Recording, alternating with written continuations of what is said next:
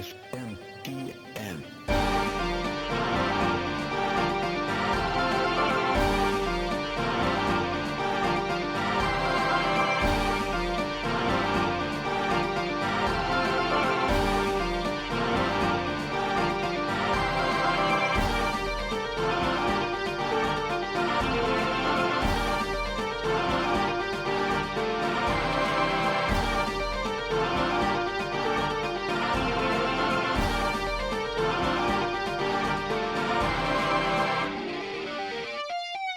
How's it going, everybody, and welcome to Shin Megami Tensei Network Link 163. I'm your host, Spencer Presley, and joining me with his very extra large and extra tired Keyblade is Churro. Hello.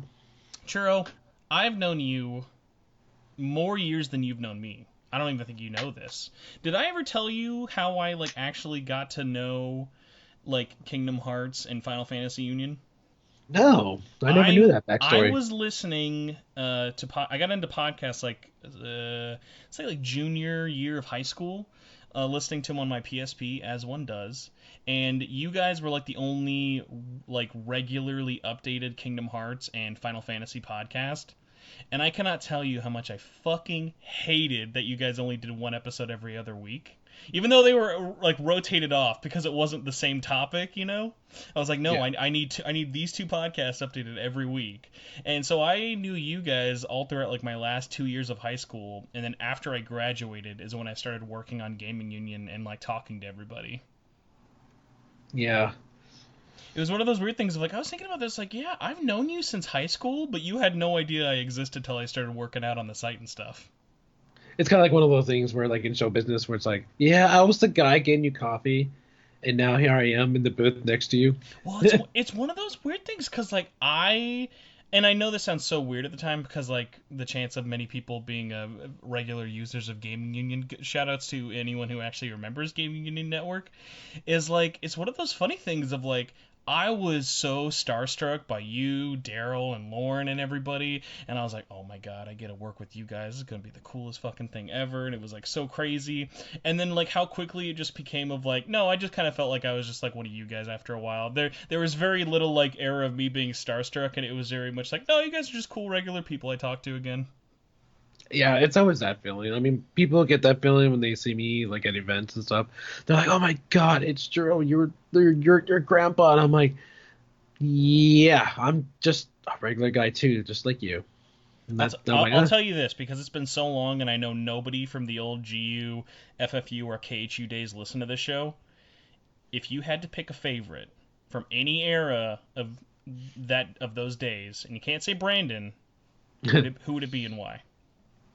Anybody, any Anybody. host. When I say, "Oh man, do you remember blank?" You'd be like, "Oh, this guy. Let me tell you about this guy." I would say actually, Brian. Do you remember Brian? Do I remember Brian? Of course, I had to send him my files all the time. Yeah, Brian had so much energy. His charisma was, this guy, sometimes when he would I would have to talk to him about something. He'd be he'd always there was never a moment when he was down. I loved his energy. I want you to know I felt very sad because by the time I was doing podcasts and writing on the site, is he had kind of taken on more of a producer role. So I was I missed the days of him being on stuff regularly. Yeah, same here. No matter what, how tired we were, no matter what, if something was bothering us, this guy had always had that right energy to kind of bring you out of the funk you're in, and his producing skills was unreal. And not only that, him being a musical composer too, this guy's the total package. That's so funny. What I would never have guessed that in a million years. What was your first memory of ever interacting with him?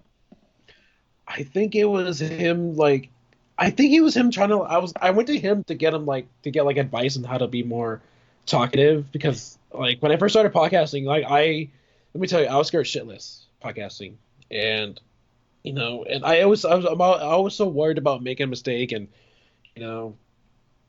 in being shy about this, Well, and it's because like, KH Union was your first podcast, right? Because I know you'd been working around on KHU, which always got confusing to anagram, but that was your first like podcast, right? yeah, yeah, because basically Kingdom Hearts Union, like Lauren and Dale approached Kingdom Hearts Ultimania to do a R.I.P. collaboration. R.I.P. R.I.P. R.I.P. I will, It's I want you to know, I will I never don't think think of it's another fan site as much as I went to kh2.co.uk. I typed that in so much growing up, dude. uh it's it's not R.I.P. It's more like it's like more like Frozen in Stasis, kind of like Han Solo. I don't know. That's the way. I'm gonna be real. I think the chance of KH Ultimania coming back and having a positive reception is a lot higher than Han Solo. Oh, you never know. I could always buy it off of Pete if he's ever wanting to get rid of That would it. be the best GoFundMe to ever make of just like, all right, guys, Kingdom Hearts 4 is about to get announced. We're gonna reboot KH Ultimania. That got. I've had people ask me before. It's like, have you ever considered taking the reins from Pete? I'm like, yeah, but then I would have to like completely transform the entire site to like a more modern style because like everything's still old school about it. It's still like basically Pete even had trouble like modernizing KHU Ultimania back then in early 2010s, and then and after that it just became like I problematic. So basically the site's gonna have to be like redone from the ground up. That's really funny though. I had totally forgotten about all that. My weird one, because I know no one here would ever guess it, let alone you, is I clicked so hard with Colin on my first podcast I ever did with Final Fantasy Union. It was me, Lauren, Daryl, and Colin, and we vibed over Final Fantasy X-2, like being like the only fans of it on that show at the time. I And I remember remember. I clicked with him like so hard, and I like still talk to Colin every now and then. Which, by the way, check out his art. I will throw somewhere in the description. I know how to spell it, but God knows I could not pronounce it. He still does a lot of really really cool art. If anyone ever wants to follow Colin, I think I follow him on Twitter too. So like he's still there, but I haven't spoken to him in years. But I still see his artwork, and he's still in he still Canada. does it. He's still doing art with Adam. Adam does the words. He does the art. He still does an amazing job. Exactly. But yeah, so reminiscing aside for 8+ minutes, if anyone here was listening to all this and does not know what Gaming Union, Kingdom Hearts Union, or Final Fantasy Union is, they might be wondering, Churro, who are you and why do I know you from Final Fantasy Union? Because I was on Kingdom Hearts Union since 2010, 2011. Oh my God, yeah, it's almost been a decade now, huh? Yeah, because I my first episode was episode 20, and yeah, they Lord and Dale, like I mentioned before, they approached Kingdom Hearts Ultimania. They're like, hey, we want to collab with you guys. Do you have anybody that you want to like send our way?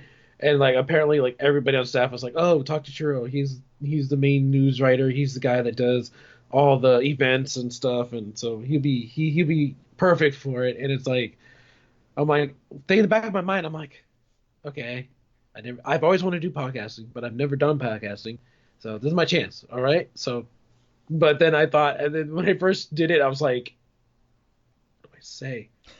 And then at the end, I was like, okay, I got through this. It's not good, but I got through this, and I'm like, okay. So it took a while before. I think by episode 25, I finally came out of my shell and became more talkative after I got used to it. I think the best way to compare and sort of relate this to this podcast is I remember Melissa when she was doing this show way, way, way back in the day. Like back in 2012, she was nervous about doing this again because she had every now and then come on Kingdom Hearts Union with you guys. Yeah, I remember that. I don't even remember. Like, how did she end up getting on the show? I didn't she write for a site for one time too? I think it was because she was writing for Kingdom Hearts Union. But it was one of those funny things of I remember I went back to her first episode she ever did, and then compared it to like the last episode she ever did, which I guess technically would be from like September of last year. But it's like so funny to be like Like comparing like all those years of like difference in being on podcasts, it was like, oh yeah, it's like two different people.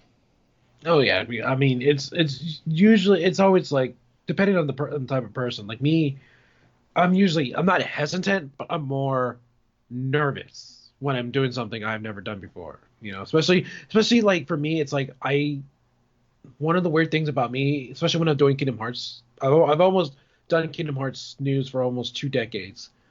So it's like when you change from writing things out to actually discussing things because I've for one have never really considered my opinion matters. It's like I'm just there to put the news out and You think let so everybody low of else. yourself, man. I feel bad for you now.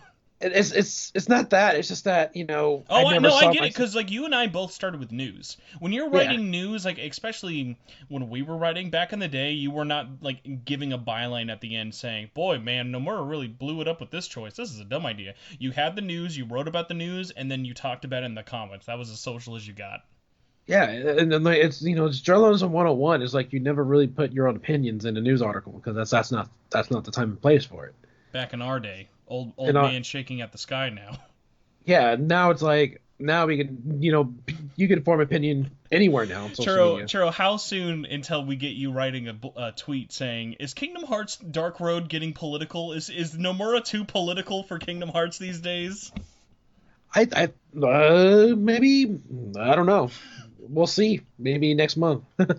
Would you like to know the dark secret? I don't think I've ever actually told anyone this, but not the only reason, that makes it sound like this is very evil. The biggest reason I started this podcast back when it was just called the Persona Podcast, because its Mhm. whole community hub, all of this didn't grow from a website, didn't grow from us starting this on like Twitter or a Facebook group. The very first place of the starting is this was originally a Gaming Union forum fan podcast. So all the original community members, all the meetups, and everything else, this all grew from those old forums back in the day. Uh-huh. And my original game plan was I wanted this to succeed enough that Daryl would let me do a Persona or SMT union for it, because that was back in the day when there was Tales Union, Final Fantasy, and Kingdom Hearts Union, and I was like, oh my god, dude, if we could get Persona, I would I would think like that was my magnum opus. I couldn't do any better than that, and like that was my biggest goal. Was like I wanted this to succeed enough that like I could like pitch this to Daryl and be like, all right, here's how it's going to be like viable for them to do that. And obviously that never happened, nor will it probably ever happen, but that was my big goal. Like that's like I thought if I could do that, that would I've totally have succeeded. I would say you more than succeeded.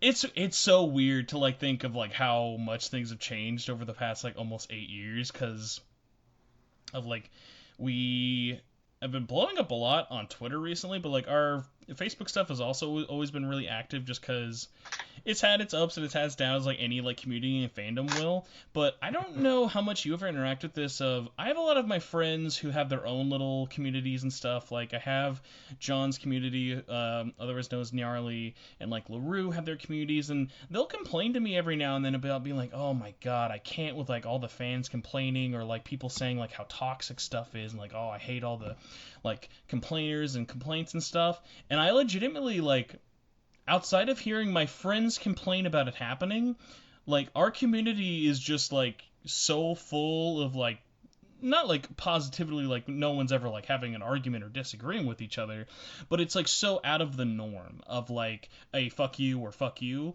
whereas like no, we talk about things like when stuff like the censorship things came up with Persona 5 Royal and different aspects like that. Yes, there are like 100 plus comment threads and whatnot, but there's never anyone just saying like, oh, you're just like some SJW or whatever, and like it's an actual discussion as opposed to just being two people yelling at each other on the internet. So I've never really like found myself around a lot of those people who find the negative stuff easier, and so I don't really know how if you've ever had that of like with your experience in the Kingdom Hearts community for so long, do you sort of find yourself getting as much negative as positivity, or like how does it sort of balance out for you? Because I know you also have a very wide reach of people you reach through like Twitter. I mean, any community has its own toxicness. I mean, Kingdom Hearts is no exception. It doesn't matter if it's like, doesn't matter if it comes to the games, the shipping, music, whatever. Like I've seen it all. and it's like honestly, I don't respond to them because it's like there's really no point. I mean, there are people who do it just to troll. There's people who have their strong opinions about things and it won't change, and it's like, you know what? Just let it happen because why should I waste time, worrying about stuff like this when it's like when you could just be spreading the positivity of like, hey, this such and such is coming out. Let's get hyped. Let's do this. Let's instead of constantly thinking of negative, let's just focus on the positive. And also, it's kind of, I hate to use this phrase, but it's like I'm getting told for that. So might as well just stick with the good. Hmm. Yeah, And it it's very weird, especially like our only real moment of like I think it almost like we have like a silly like fan made wiki for our podcast and like all of our little dumb inside jokes from like years and years ago. Like there was a time that I think it's like legitimately referred to as like our Civil War, where like the worst it ever got was our rule in our community and even this podcast has always been you can be as off topic as you want because let's be real. Churro, you love Kingdom Hearts. I love Persona. I love Shin Megami Tensei. We love a lot of things. We were just talking about Resident Evil. Like you stream all the time as well. Like we're not just one trick ponies. Like our lives do not revolve around just this one fandom and nothing else. That would be very boring.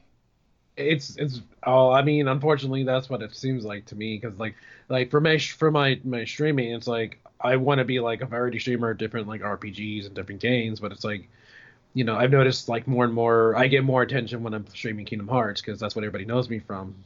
Like it's really weird because like nobody knew about me until like recently until I got started into podcasting and streaming, mainly streaming because half the time, most of the time, I don't post pictures of myself during like events and stuff until recently. So now on Twitch, now it's like face cam. Everybody got to see what's inside my room, my Kingdom Hearts merchandise, All your hats. You got a lot of my hats. hats, all my hats. My cat just chills out with me. They're like everybody. It's almost like a side of me that nobody like really get to see. These almost 2 decades of doing this. Everybody just knows of the man Churro who just been with the community so very long, but now it's like he's just a casual guy. He's just your normal everyday guy that goes to work, comes home, streams, and posts merchandise or news whenever it happens, and he's been invited to all these different wonderful podcasts, in the last few years, and finally getting more than just his news voice out, and more of his opinions, and you know, it's such a welcome change when it comes to that aspect. Churro, do you ever feel like you are expected to either talk about or participate in Kingdom Hearts more than you ever would? Like I know you're excited about Final Fantasy VII Remake, right? Like let's say if Yes. there was something big happening in Kingdom Hearts at the same time and you wanted to talk about Remake more than like something Kingdom Hearts wise, would you ever feel bad about wanting to talk about one more than the other? Of course not. I mean, it just shows that, like, because I always have to remind people, I played Final Fantasy before Kingdom Hearts. Like, Final Fantasy 6 was my first Final Fantasy game. I played 6, 7, 8, 9, 10, and then, 10 2 came, and then Kingdom Hearts came out, and then I still played Final Fantasy. I played Final Fantasy 11 for 8 years. I played 12, I played 13, then, I played 14 1.0, You so went through the trenches with us, you mean? yes, I went to the trenches. So it's like it's no secret that Final Fantasy was, there before, Kingdom Hearts was. Like hell, I even played Super Mario RPG back and I still have the cartridge for my SNES, you know. So it's like I've been an RPG fan since the very beginning of like since I was able to play games. So See, I really appreciate that about you. I had someone on here recently. I don't know if you're familiar with him. He runs. Uh, he's primarily more known for his Twitter stuff now, but I think he started on. No, I think he started on Facebook with pages and stuff. Do you know like the Twitter account Fansite? Fonsite Yeah, or Pansite? Yeah, from Persona. Fonsite, like Fanta. Fonsite. So like I had him on a couple weeks ago, and I was talking to him. Like one of my biggest things that I feel like if I ran his account, what I personally feel is kind of personally restrictive of what he does is, and I don't think I've ever seen anything equivalent of this outside of like Megaten and Persona stuff, where he has like a content calendar. So like let's say to equate this like to you would be like today's Kyrie Monday, or like today's like Shion Tuesdays, or like we only talk about this on this one day. Or like I personally feel like why not just like talk about whatever you want whenever you want, like just kind of having that like yes it's fun to like theme days around things, but it's just one of those weird ones of like why not just kind of talk about whatever you want.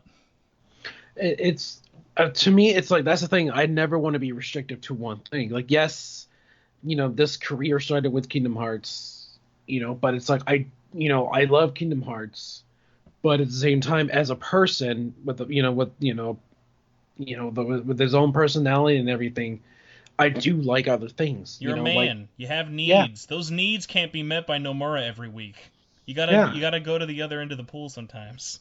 It's like when I was streaming the Resident Evil 3 demo last night, and one of um, my regular viewers came on voice chat with me because I usually leave my voice chat open for on my Discord channel so they can chat with me while I'm streaming. And they asked me, like, have you played the other Resident Evil games? I was like, oh yeah, I played all the Resident Evil games. Like and it's like, and I even went as far as mention that I'm not a big horror person. Like I spook easily, and I hate spiders. So it's like Resident Evil 3, Resident Evil 3, but Resident Evil in general has all of those things. It has jump scares, it has giant spiders, and it's So what you're like saying is you really love the boss from Resident Evil 1 that's just a giant spider in a cramped room. yes. And let me tell you, it took me days to finally have the courage to actually fight that boss. It was so bad. My God. Well, we've done a fantastic job of talking for 20 minutes, and we still have not gotten to your personal history of the series. So, as we've talked about before, you have pretty much stuck with Persona. I know you have beaten and played through Persona 5, but you were talking about like 3 and 4 a little bit. When exactly did your personal experience get exposed to it? Was it with Persona 3 back in the PS2 days, or like what was it exactly that started it off? I mean, I've always heard of Persona 3 and Persona 4, like back in the It's PS2 hard to days. avoid 4 for sure. But it's like here's the funny thing: I never played both of them. Like I always heard, because remember, like I've always been a fan of RPGs, but I've never like played them. For some reason, Persona was not my cup of tea. For some strange reason, it's always like it was Final Fantasy or nothing at all. I have a couple of series like that. I know I for was me, one of the big ones is like for years Fire Emblem and Tales. All of my friends love those two series, and I'm like, I'm sure I'd like both of them. I've just never given them a chance. Yeah. And then then the Vita came out, right? The Persona 4 Golden, and I remember a bunch of friends were happy because like they're like, "Oh, I love Persona 4 and Persona 4 Golden, kind of like fixed a lot of things that, the original P4, didn't have and blah blah blah." So I was like, "Okay." So what really got me the first time was, I bought a Vita, and then I asked some of my friends like, "What games do you recommend?" No doubt, like Persona 4 Golden was on every person's list, no matter if they were an RPG fanatic or not. It was Persona 4 Golden. So I was like, okay, I bought Persona 4 Golden. I tried playing it, but then I was like, one of the things I don't like about Persona is that they tend to throw a lot at you at one time. So it makes it seem like it's overwhelming. So I was like, okay, let's take a break and I'll come back to it. And I never went back to it. How So far, if you had to guess, like what was the last party member you remember getting in P4? it was it wasn't that far. It was I had to rescue Shie and then rescue her friend. I forgot Yukiko. Yukiko. Hmm. We were going back in to rescue Yukiko, and then that's where I stopped playing. Oh my God, you missed out right before the all male bathhouse part. You were this close to greatness. Well, the funny thing is that when I finally came back, I actually rescued her, and I'm currently right now my last save file was in Kanji's um Kanji's stage dungeon, yeah. dungeon. Yeah. So that's where I last left off. So I know what you mean about that. Well, I'm glad that you were still. I guess when is the last time you picked up P4? Probably when I left to Seattle last year for PAX West. So that I would say like August, September 2019. Remember when we used to have conventions? Like, you Yes. remember when conventions used to happen? That was weird. But now, back in my day, conventions used to last all weekend. Now they all getting canceled. I'll tell you this, because I know you've probably not subjected yourself to this. We were going to do a podcast last week at a convention, got canceled the day before. We still did the podcast at a staff only version of the convention. So imagine a convention that's supposed to fit like 10,000 people and make it 50 instead. It is so weird. It is weird. I remember recording a podcast in an Airbnb closet with no light. And that's some good mood lighting. What was that, just cuz like for like the best like sound quality, or did you just feel really Yeah, okay. best sound quality because this was like D23 2017. So it's like you had the big Kingdom Hearts panel with the reveal of That Toy Story. was. Oh yeah, okay. That I was trying to think. Yeah, if that was because 2015 was Big Hero 6, right?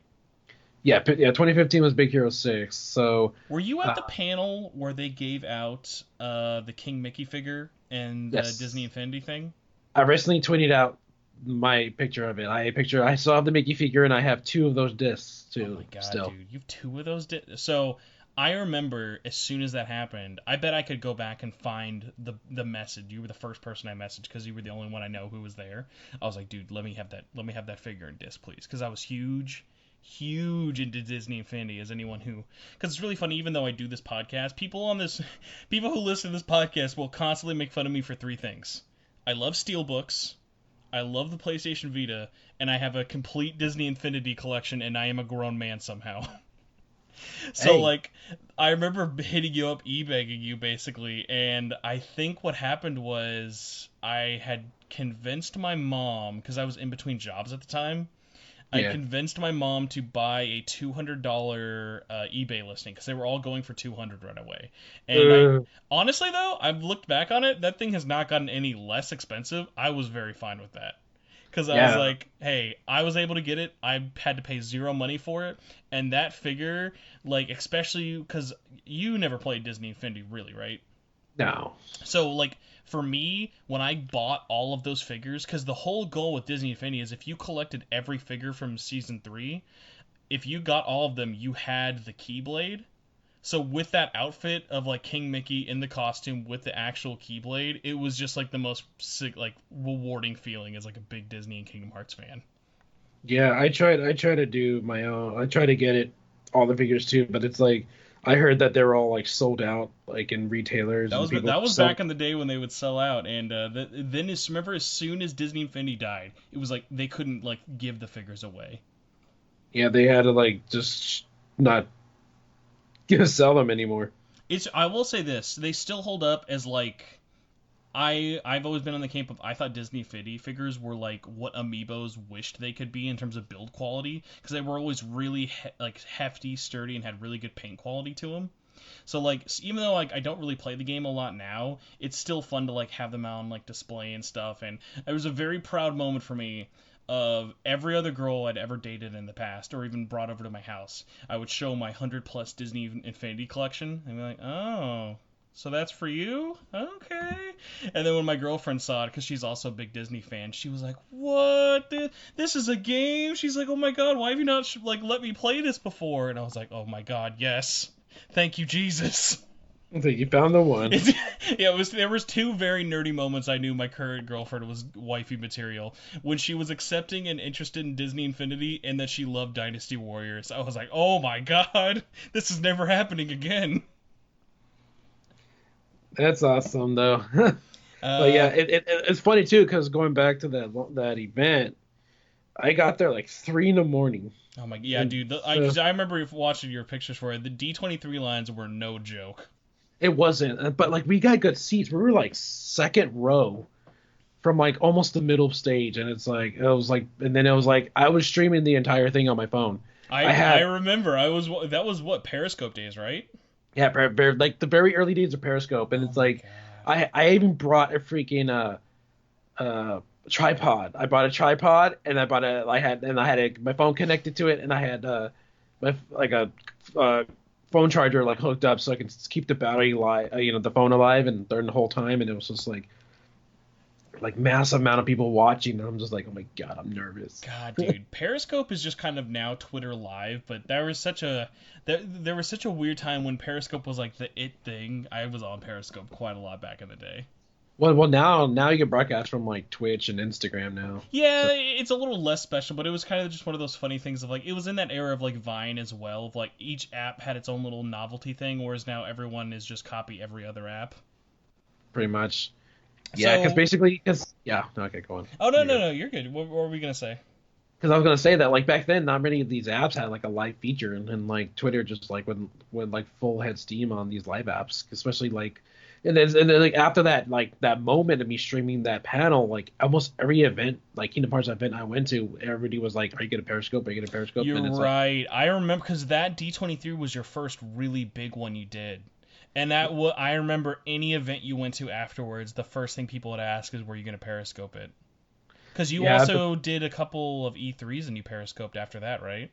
yeah, I did some E3s, and I did like like Oh my Comic god. Con, and I think it was Comic Con, and then one other a smaller one. I think it was like and then like LA Comic Con or something like that. You are Yeah, taking me on a fucking like time trip, dude. I had completely forgotten about watching your Periscopes back in the day. I will say this though, the one thing I do appreciate that Periscope, because Periscope was always owned by Twitter. I do at least appreciate though when you are live streaming on Twitter, you can still tap and spam hearts. That's always very fun to do. yeah. Um, so you played P4. When did you jump on, for lack of a better word, the P5 bandwagon? Not until like right before the game was released in North America. Like basically, my close group of friends that I talk to on a regular basis, they were all happy because they all pre-ordered the Take Your Heart edition, and then I was like. And like I basically they would get excited for all the trailers that were coming out. You had that teaser trailer with the chairs and the ball and chain Oh, dude, on trust it. me. I have been around for every bit of the marketing for Persona 5, from the OG one to the very first debut trailer that had gameplay. They had a 40, no, wait, was it 48? It was either a 48 or 72-hour live stream marathon. Me and like six other people, we live streamed ourselves staying awake through the whole thing. That's like Wow. still on our YouTube channel as like one of our most viewed things because people on YouTube thought we were also live streaming it because it was only on like Nico Nico. So, but it's like it was just a Google Hangout recording of us watching the live stream. it's so dead for 90% of it because it was the most filler, nothing, barely anything at all to do. There are like two moments that were fun of like they had a Persona concert that they streamed for everybody, and then they had the gameplay reveal was as if the Phantom Thieves had broken in and actually like hijacked the concert at the very end. And it was so funny because this is, let's say, 5 a.m.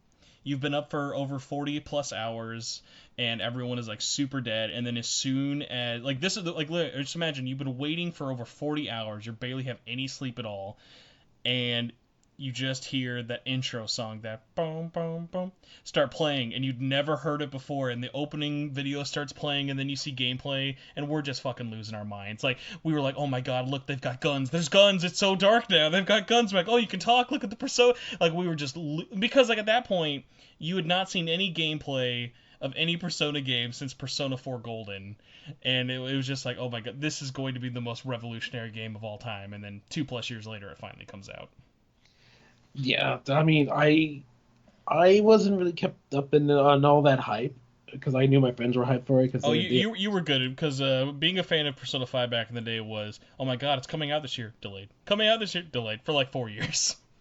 Then finally it was coming out, and then like it was supposed to come out on Valentine's Day. Valentine's Day, and then it got delayed to like what was it, April, I think it was. Yeah, that was that delay was probably the meanest because they had almost with Square Enix Final Fantasy 15 levels of energy been so confident about that Valentine's Day. And the worst part about it was the only reason that got pushed back was for manufacturing reasons. The game was done. People had the game like before February 14th. Wow. Yeah, I should know. I got the game like a week or so, either right after Valentine's Day, because I was in the second wave.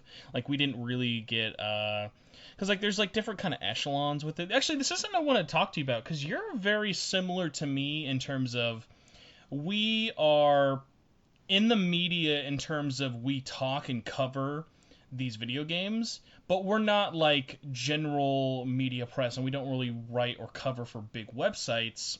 No disrespect to Kingdom Hearts Union. Um, what would you say your relationship is really like in terms of talking to PR with Square Enix? Because I know that's pretty much most of the PR you probably talk to. In terms of like, do they kind of throw you under media? Do they throw you under influencer, like content creator? Like what is it like for you when it comes to covering a Kingdom Hearts game before release? It's basically like a combination of everything. It's mainly like media, and sometimes they'll treat me as media. Sometimes they'll treat me as an influencer. When we got invited to the Kingdom Hearts 3 premiere party 2 years ago, we were under the influencer group. We weren't under because they had three different sections. They had media, which is like big press, like IGN and all that, and then second wave was the influencers, which was like YouTubers, content creators, and then us, for fan sites. The third one was people who worked on the game, like developers, voice actors, etc. So I would say it's a combination of like press and influencers is what we fall under it. But like, thing is that when I talk to PR or anybody from Square Enix, it's like I don't see them as PR or anything like that. I see them as friends. Like it's like I was at PAX East last month, or earlier this month. I was there from like end of February to early March, and it's like I try to stop by the booth. Everybody just like comes up, that knows me, just comes up, talks to me. We shoot the shit for a bit. Then they got to go back to work. But it's like it's just a general like I don't even see us like as a business relationship. It's more like, hey, what's up? And it's like, hey, how's it going? And what have you been up to? And then I'm like, I just let them know I've been streaming more often. And like, oh, cool, how's that going for you? Blah blah blah. And then it's like, hey, then they're like, hey, I'll shoot you an email, at this time. And I was like, cool, I'll see you I then. can't tell you how nostalgic that makes me hearing you say that, and also sad and jealous. Because I've been on your side, and actually, I probably know a lot of the people who you still talk to, uh, even though the guard has changed so much for Square Enix in terms of PR over the years. But, like, Oh yeah. dude, the days of Atlas being good with PR feel so long ago. It really sucks because, like, back in the day, they way back, like with PS2 and up to Vita, they have this guy who actually now does PR at Sony. I don't know if you've ever seen him. He sometimes goes out and does stuff. His name is Aram Jabari. I don't think that name rings a bell. That's okay. He's pretty much does a lot of just behind the scenes like PlayStation's PR now. And then there was a guy named John Harden who took over for him, and it was a really big shoes to fill. Of like he was like the key example of what the community loves. He does good PR. He doesn't do boring PR for media. He's always interacting with fans. They're always very open, communicative. And then John Harden just fucking took that clause, kept running with it. Like was always willing to come on podcasts, talk with people, super responsive publicly and privately. It was just like the kind of thing you really appreciate, especially as someone like us who's like, hey, we cover these games fairly and whatnot. Like we're not just over here like trying to like kiss up to you for free games. Like if all I ever wanted was a free game, I wouldn't talk about half of the stuff that I'd like to do. But it's nice when you get that person who, even though they're in a position of public relations, that they are not afraid of just being an honest human being with you talking about the game. You know what I mean? Yeah, Like I like I said, remember like my first memory, the only reason uh, the only reason I ever met anyone from Square Enix PR before I even like worked with Gaming Union or Kingdom Hearts Union is I tweeted at the official Kingdom Hearts Twitter page back when Robert used to run it, you know? yeah, oh yeah, I remember Rob. Yeah, so I hit up Robert and he direct messaged me through the Kingdom Hearts Twitter account, which I still have back when they used to follow me, but before they did a pretty wide clear up for it. But I was like, hey, I'm some dumb weeby kid from Kansas and I'm running a Kingdom Hearts panel at this anime convention. I would love it if you guys could like give us anything. We'll take napkins, we'll take trash, I don't care. We'll give out whatever you can. And he like UPS'd us out like a bunch of Dream Drop Distance official, like those big standees you'd sell you at GameStop and stuff, and we like gave those away. And like that was how I like got to know him, and all I did was just tweet at him and have a direct message and email correspondence with him. And then that led on to when I was covering Kingdom Hearts and Final Fantasy all these years later, and then other Square Enix people, where it's like been like, wow, like that's so nice, because like, hey, yes, like on the surface it might just look like, hey, he's just giving you free stuff to promote his game, but at the same time that opened the doors into communications of like Churro, like you were just saying, like you didn't view them as like I'm just hitting you up for free stuff, or I'm just hitting you up because I need to for content. Like it felt like you were like making a friend in the same time. Yeah, because that's one of the things I've noticed about my journey throughout this whole thing. It's just that I don't see people for what their title is. I see them for who they are. It's like that's why a lot of people are like, well, you're so good at making connections. Oh my god, because like I take the time to understand each person, you know, and then and it just goes from there. Like I said, like I don't see like I remember I used to talk with like I even talk with like events managers and IT guys from Square Enix, and it's like these guys are some of the best people I've ever talked to, and it's like and these guys just make sure that the events they're at are running smoothly. And like one time I spoke to them when we were setting up the Key Bears Alliance, which is a Kingdom Hearts fan event for fans. And it's like I walked up to those guys and I asked them for like advice on how to make sure the things run smoothly. And with all their knowledge, they explain to me just they say just make a schedule, write things down and outline, make sure everyone follows it, communicate. These like communications main key. And after that, most importantly, just have fun. That's Yeah, all it and is. like those events were so good at like meeting people, because like while like even if you're not meeting someone who's like in marketing or PR, I remember the first time I ever this is the weirdest story. Out of all the places I could ever meet anyone from Atlas USA back when they were called that, I met people who worked at Atlas USA who I'm still friends with to this day. One of them is like one of the bigwig like producers over at Atlas, and the other one did game testing back in the day. Was at Evo, the fighting game tournament, back when Persona 4 Arena was about to come out. And I remember that whole tournament. Anytime I wasn't playing like for the actual tournament, I was just at that booth just to sit down and talk with people and like just I want to absorb as much knowledge from you guys as possible, because I'm never going to see you again probably for the rest of my life. Yeah, I always try to get as much advice as possible. Like, and it's funny too because I'm still friends with those who were former, community managers and PR from Square Enix.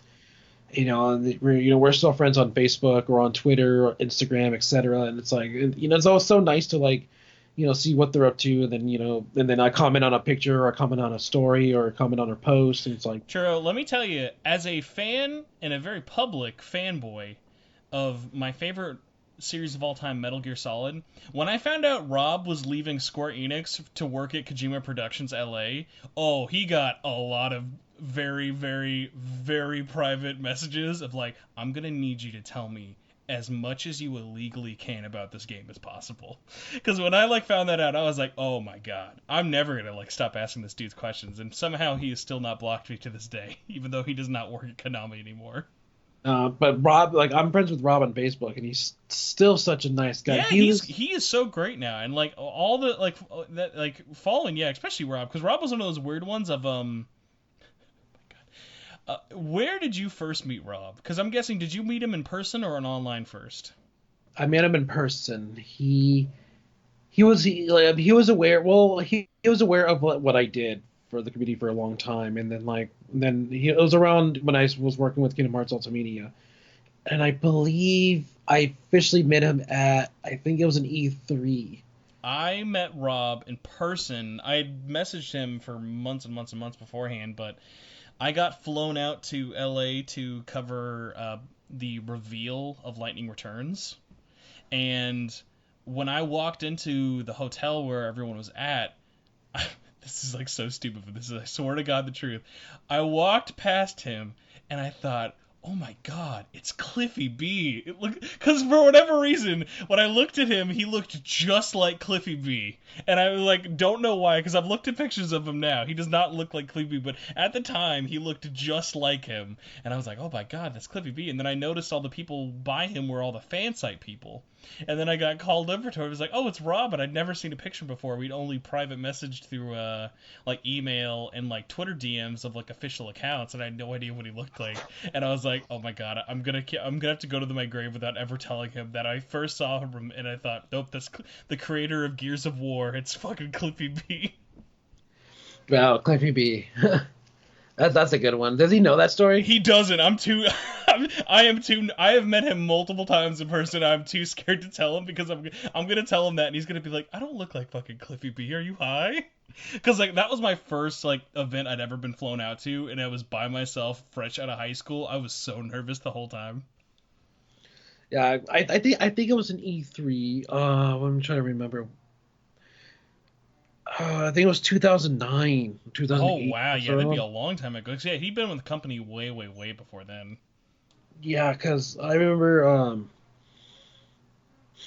I think he just messaged me one time, and then finally when I got to E3, it was 2011 was my first E3, and we finally connected there, and he was just like been super nice and super chill. And one time he was doing like an interview at like E3, like they were talking to him about like that game he was covering, and I was watching it happen, and then like he motions me while they're recording to come up to him, and then there I was on camera being like interviewed like right there with him next to me, and I was like, oh god, I'm nervous. Like, why Man, did you? somewhere in Square Enix's headquarters, there's B-roll of you just very nervous at an E3. That I'm always nervous at E3 because it's like I don't know what's gonna happen, and it's like each year something like for like some time like my first 5 years like every something big always happened, and I always got like nervous and stuff about it, and it's like uh but it's he Rob I owe a lot to like to two people like Rob was the very first one, and another guy named Luke Eisenhower. He was a Oh my marketing. god, I forgot about him.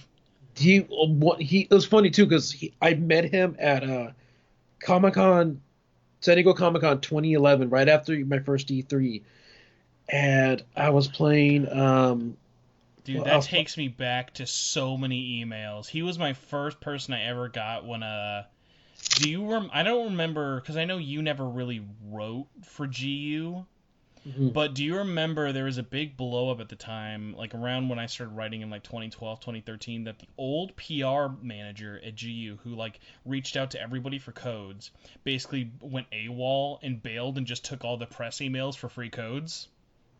Oh wow. So I legitimately don't even remember his old name. So I got the job from Daryl of saying, "Hey, can I be the new PR guy?" And he's like, "Good luck. Everyone in the U.S. hates us or thinks we're just some freeload like code stealer site." So I cold called every U.S. publisher for like 2 months, and I somehow got like just about all the old PR emails back.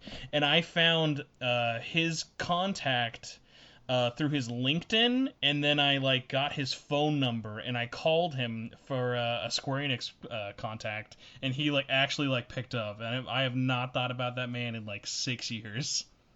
Yeah, he I don't think he lives in the U.S. anymore. He moved. Mm-hmm. He moved to he used to live in L.A. of course for Square Enix, and he moved to Seattle for one company. Then I think now he's in like somewhere in like in Europe for a different company now that he works. I think him and his friends started their own company, and now he's like lives in like either Canada or Europe. You just took me But on like such a fucking blast to the past, though. I have not thought of him in so long, dude. That's so funny. I owe it to him because the following year, because at Comic Con they had this Final Fantasy 13 2. Uh, they call it Word to Your Moogle tour. So basically, God, I forgot about that.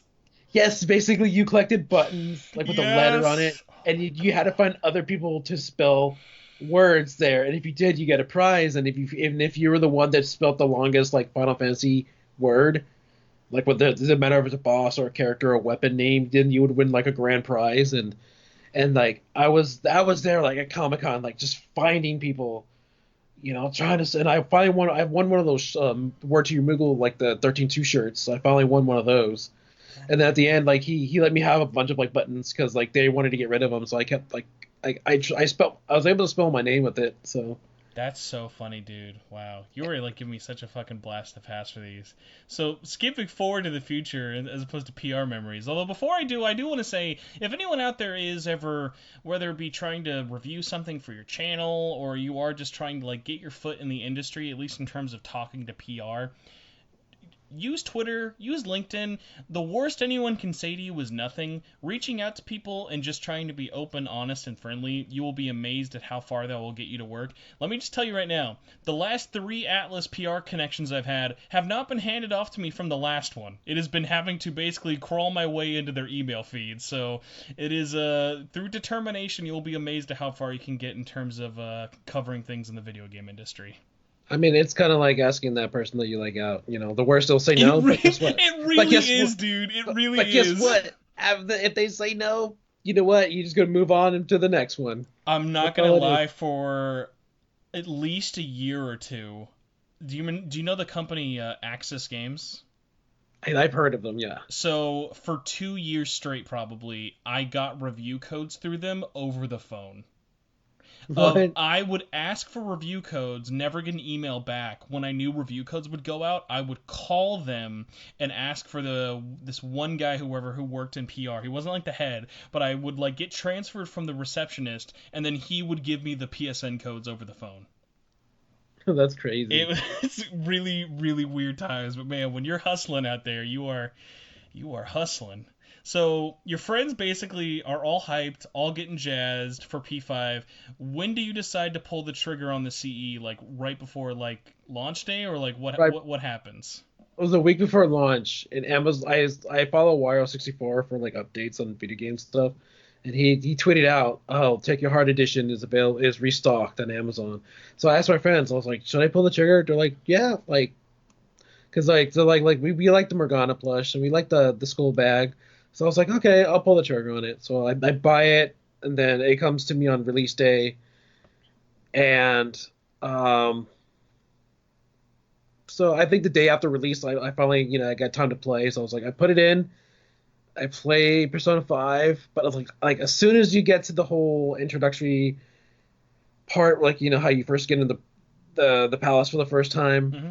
and then you're learning the tutorials and stuff, and I'm like, oh my God, this is like Persona 4 all over again. This is Kamoshida's dungeon, especially when you compare it to like the other ones, it is amazing how slow it feels when you compare it to the rest of the dungeons in the game. it's slow and it's incredibly hard because like nothing's open to you yet, so like you have to deal with what you have.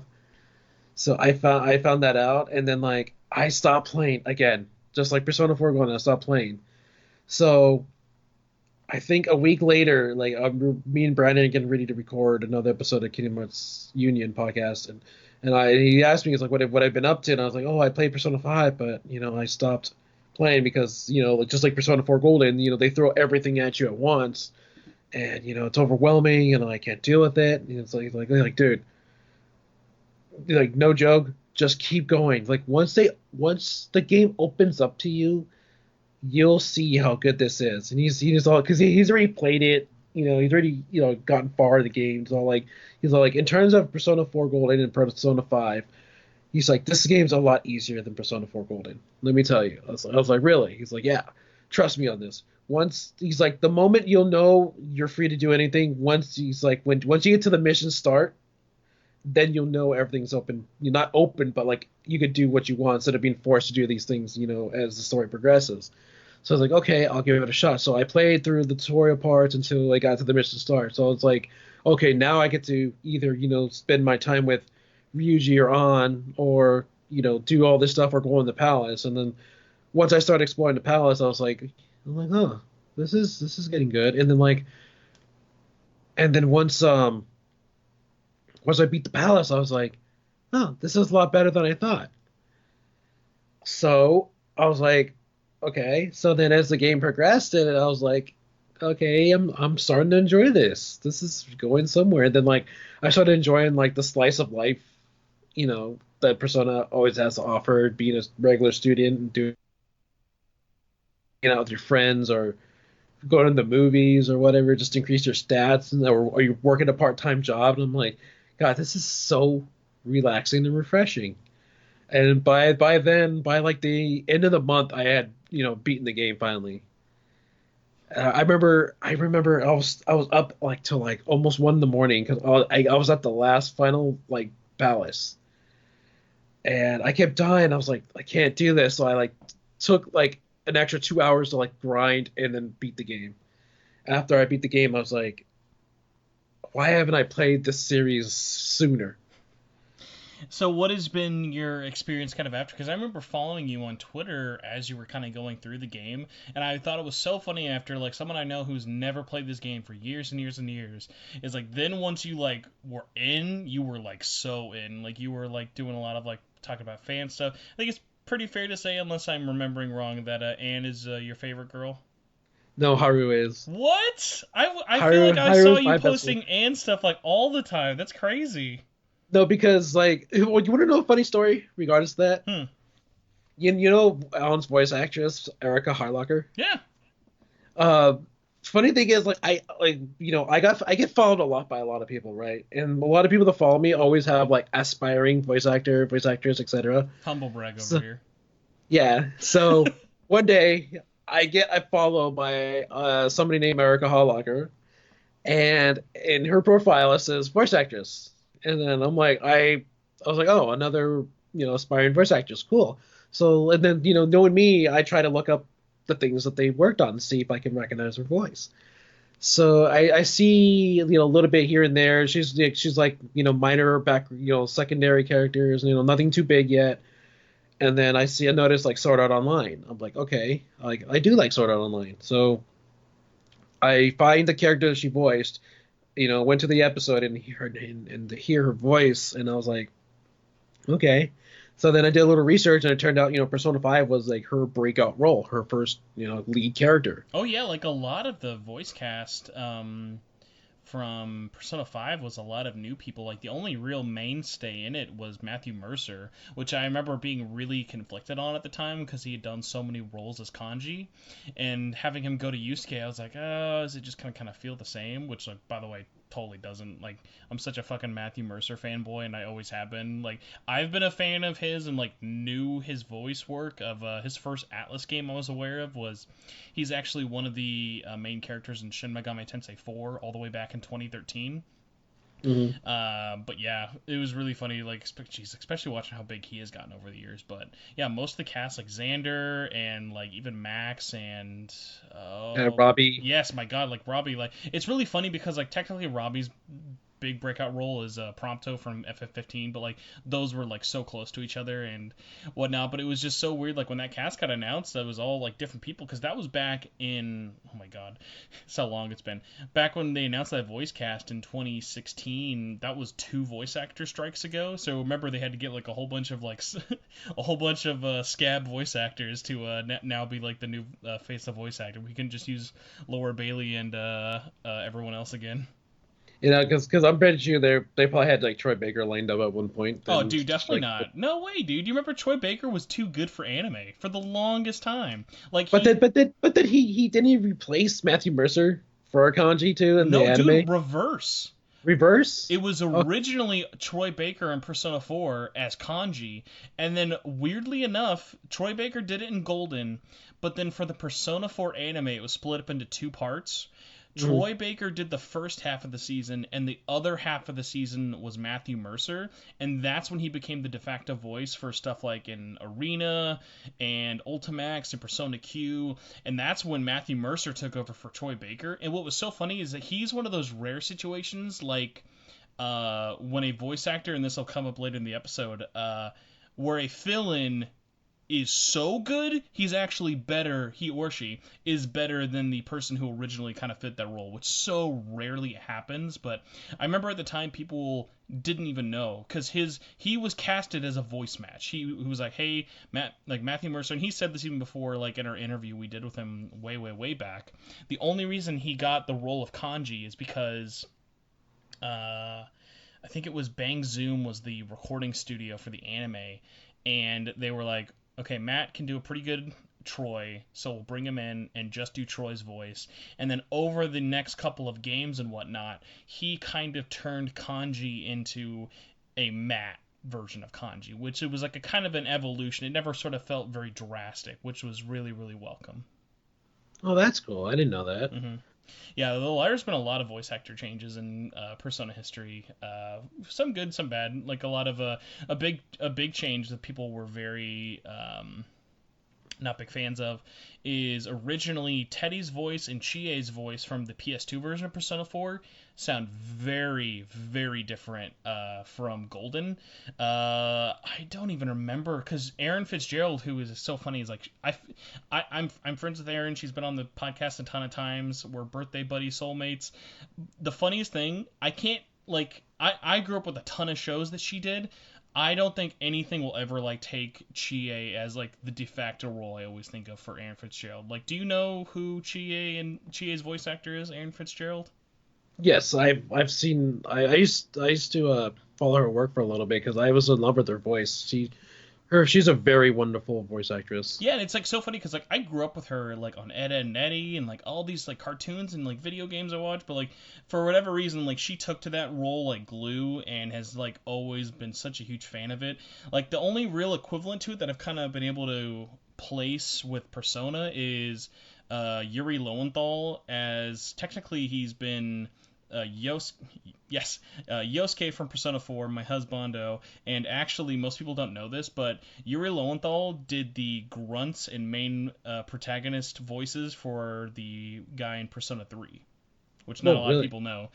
Um, so yeah, he super took that role to a way that like the best way to equivalent it now is like how Yuri Lowenthal is very publicly out there. As when Spider-Man PS4 came out, Yuri Lowenthal was like super over it. Like, hey, I love being Spider-Man. Please talk to me about being Spider-Man. I will not be sick of this.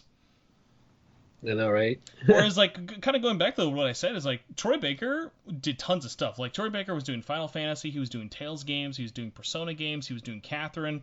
But like as soon as he hit it big with 2013, with stuff like The Last of Us and Bioshock, he immediately just jettisoned into like I'm the top dog. I'm gonna do all these big projects. I'm gonna sound like the same guy in 90% of my games, and I like a lot of Troy Baker's voice acting for a lot of the games he does, but he has never had a lot of range to me personally. Like I feel like he has two voices. He has Troy Baker, and he has Joel. Every other Yeah, voice is that. that's how it was with like Johnny Young Bosch. I man, not even Johnny Young Bosch because, and I don't know if you're aware of this, but you know Johnny Young Bosch plays the protagonist and the antagonist in Persona 4, right? Yeah, Like I that's the part I love. that because after hearing that, like, because I always knew he was a protagonist, but like once I found out he was the antagonist, I was like, okay, this guy's got some range. Then I found out he did the protagonist of Eureka 7. I was like, wow. I take back what I said Yeah, Johnny Young about Johnny Bosch, Young I'd say Bosch. it kind of gets like Nolan North a lot, where he gets typecasted, but like he has a lot of range and he's shown it, but it's just not always super publicized. Yeah, but it's kind of nice now that people are realizing Johnny Young Bosch does have range in his voice. He's not just a Power Ranger, guys. He's He much cooler than that. Power Ranger or he's not Ichigo. Oh, dude, no, the big thing for me for many years, like, it wasn't even you or Adachi from Persona 4, and it honestly even still is now after DMC 5. He has always been Nero to me. Like, I've always thought of him as Nero. I always thought him as Ichigo Kurosaki. That's the only one I Would you would you really like from. the hottest take ever I can't ever not bring up when it comes to Bleach? What's that? Bleach would be a perfect anime if it ended after the Rukia rescue arc. As soon as they rescue Rukia and if they ended that show, that anime would be a lot more belovedly remembered, like stuff like Yu Yu Hakusho. Because it went on so long, I feel like people super forget about it. Well, now they're bringing it back next year. We'll see how well that goes for them. They had a hard Oh time well, even finishing the well show. they're only doing the final arc. They're like skipping everything in between. Wait, oh, were you talking about the anime? Yeah, they're bringing back their Bleach anime for next year. Okay, that makes sense. See, I thought you were talking about the manga. Yeah, if people don't No, know, no. the Bleach anime got such low ratings they eventually just stopped and didn't even finish the anime. And then now they announced it for the 20th anniversary. They're bringing it back next year, and they're only animating the final arc from the manga. I would be curious to see if that series ends on on a good note or not. I Well, was I mean, really into Bleach for a that's what long time. that's what they're doing with the final arc. They want to the anime did not have a good send off, so it's like they want to send off the anime right, so they're gonna do the final arc, to finally end it. Because basically, Bleach was one of the part of the big three, Bleach, Naruto, and One Piece. Man, but And I feel like as soon as like Bleach like stumbled, I feel like it hit hard because like it you're did. right, like it was the big thing of like it was Bleach, Naruto, One Piece, but then as soon as it stumbled, it was just okay, back to Dragon Ball. Dragon Ball took its spot. Bleach never happened. Right. But at least they're finally doing Bleach right next year. If you had to say the modern like shonen equivalent, like if you had to think of like three big shonen shows, what are the first three that come to your mind? Just the same as we just talked about, Bleach. No. No, I mean still Bleach even after all these years. Oh yeah, Bleach. I fell in love with Bleach. Bleach and Naruto for sure. But the third one would probably be like probably be either it switches between either One Piece or Dragon Ball Z. But more It likely, physically has to be One Piece. It is undeniable how much money One Piece still makes on a monthly basis. It's actually insane. it's crazy. It is crazy. Like even though I've gotten like I've always stopped and come back to One Piece. It's like it just gets exhausting trying to like catch up to it only to find out that it's still going. I at least appreciate that the mangaka has always been super honest about it. Whereas like One Piece, he's like, hey, I'm gonna keep the series going as long as possible. And the best part about it is if you still read or watch One Piece, the quality's not gone downhill. He is just as impassioned about each story arc as possible.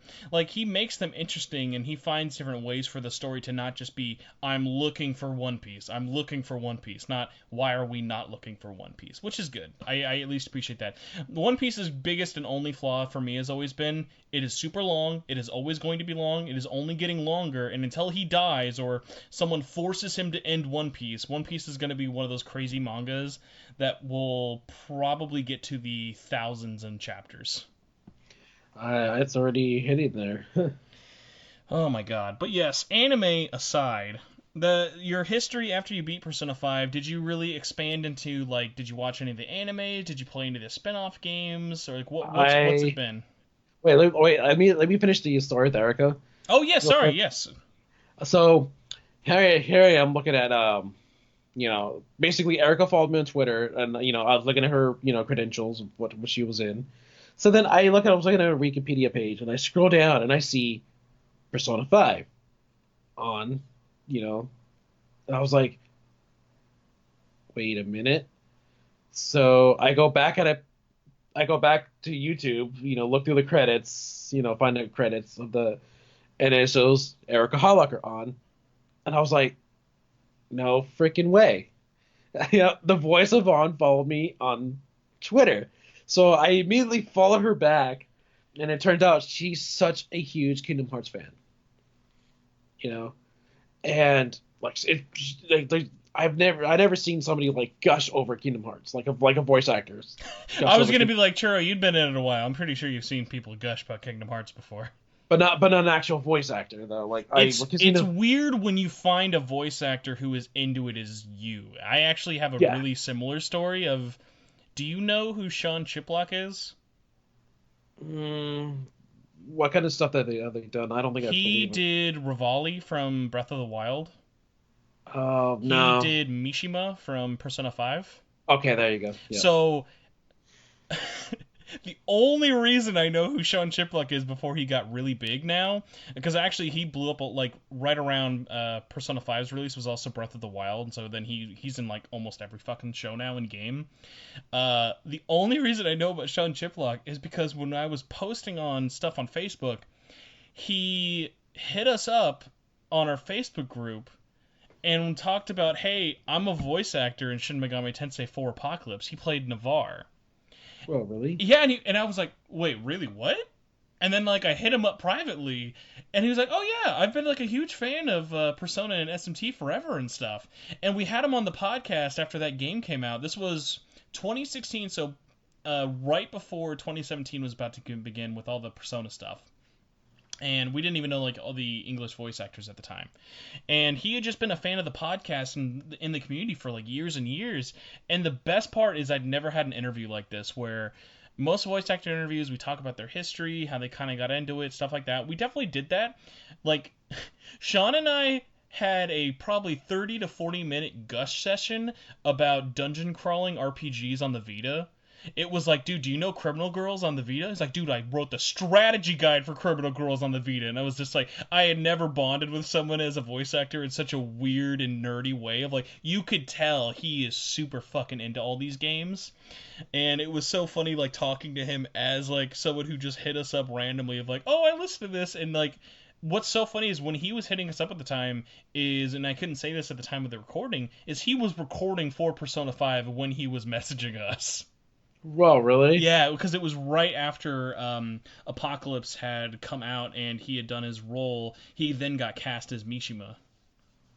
Oh, that is awesome. Yeah, so it's so funny, like how all those like weird situations of like talking to voice actors and stuff is great and it's fun and get that side of the industry and whatnot. But when you get one who's like just as big of a fanboy or fangirl as you, it's so funny because it's just like it's like the dumb joke like saying of like they're just like us, they're real people, but it's like it so rarely happens where like that's like imagine if someone was like super big into Matthew Mercer and then they found out like he's like super big into like D&D, be like no one's this big into D&D, but like that was the thing at the time. That's how I feel with Erica, because Erica, like when I follow her, and it's like she starts posting like Kingdom Hearts stuff, like, or she retweets like fan art or whatever, and sometimes when I retweet fan art and like or tweet out merchandise that has like so aesthetics in it, and it's like she'll like it and retweet it herself, or she'll comment on it. I'm not crazy, but she's in Key, right? She's in 3. Oh yeah, she's in 3 as like an NPC or something, right? Yeah, she plays in Big Hero 6 as a reporter of the Peacock. Yes, I remember because she was tweeting about it when like either the game like had just come out or like it was a right about to when they were talking about all the voice cast. I remember she was so happy to have like any role in that game, which was so funny because she had already done a lot of other big projects at the time, but like you could just tell by that like her like freak out of like she was so proud to be any part of that game. I saw that as she was in her car, she was crying. She was like, I'm in the game. And then it turns out she played an NPC in Olympus and then Big Hero 6 and she always tells me like the day I got to reveal that I was in the game was the same day I got engaged. She's like that's like the biggest like happiest day of my life. That's so like, cool. When I got out of recording, she was like I got out of recording booth. My boyfriend took me to Disneyland, and he proposed to me there. That's so cool, man. So I was like, oh my god! So it's like, it's like your biggest dreams come true, like 2 of them in the same day. She's like, I will always cherish those memories. I was like, do it because I know how much you love Kingdom Hearts, and I'm so happy for you. I'm proud of you. So, Churro, how long until we get her to come to one of the Keyblade meetups? What's the holdup? She's been there a few times. Okay, see, then you've already made your dream come true. Yeah, she was there in our 4th gathering, and she was there for our 4th, 5th, 6th gathering. So she was there last. Do you have a dream? Not a dream like if you've had a dream happen before, let me know. But like, who is your number one? I cannot tell you how much I fucking love this voice actor pick of like all time. Because for me, and I'm thankfully I got this out of the way before he got super super big, and I still talk to him every now and then. I have always, and I always will be, the biggest fucking fan of Yuri Lowenthal. That dude is just the coolest thing ever. The fact that when I talk to him, I could gush about loving Yosuke as much as I loved watching Ben 10 growing up as way too old person watching Ben 10, and even now watching him like now be other roles like with stuff like in Death Stranding and Spider-Man. It's so crazy. Like, who is your big like one voice actor who like super resonates with you? I would say,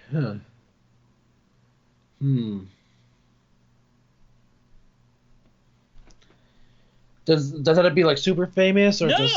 I would honestly say Yuri Lowenthal does not count as super famous. Most people don't know the name Yuri Lowenthal.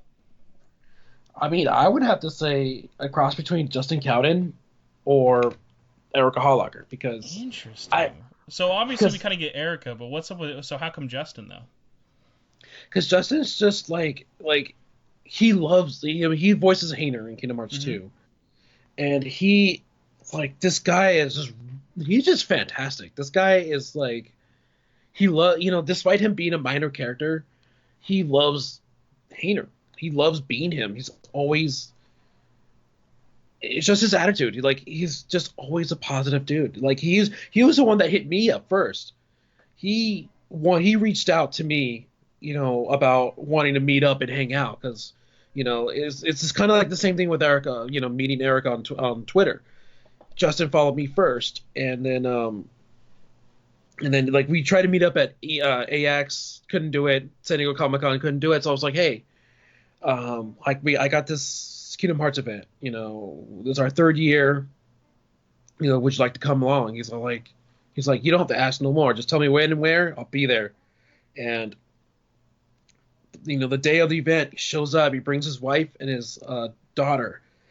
Really super nice guy, and we spent the entire time just talking about Kingdom Hearts. Talking about his work and all that. It's just the guy is just really amazing. He took the time to be there for us as a team for the event, and he stayed there till the very last person left after we were done with the event.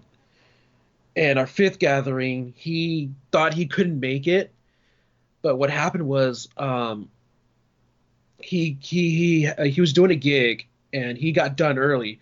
So from Burbank, he drove from Burbank to Anaheim where our event was, and he showed up around 5:30, and our event stop at 6.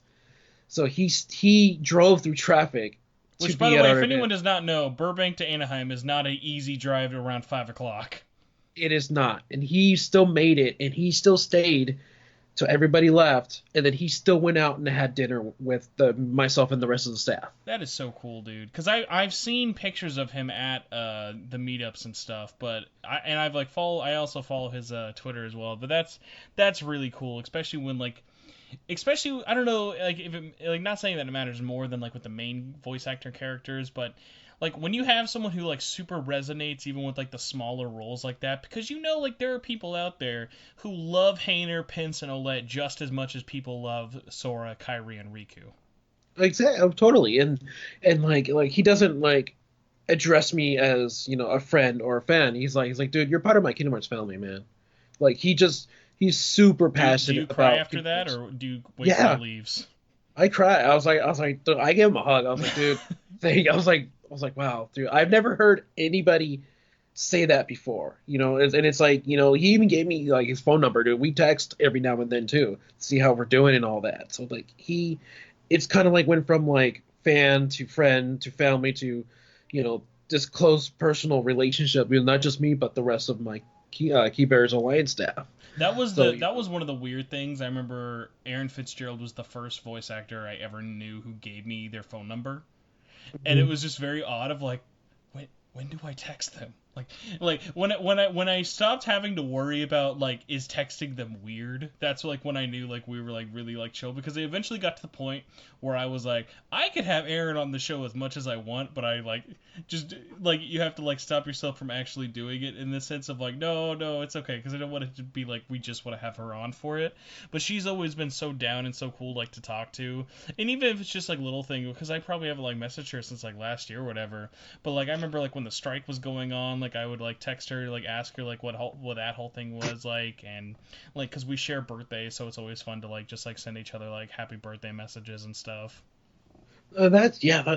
Sometimes you just it's just weird because you never, because we as fans of these games, we always see the voice actors and the people involved in the games as somebody it's kind of the whole celebrity thing. You always see yourself as below them, but it's when you finally think outside of that bubble, you're just they're just regular people. That's their job. Well, you go Just to a lot of conventions and stuff, sort of similar to me.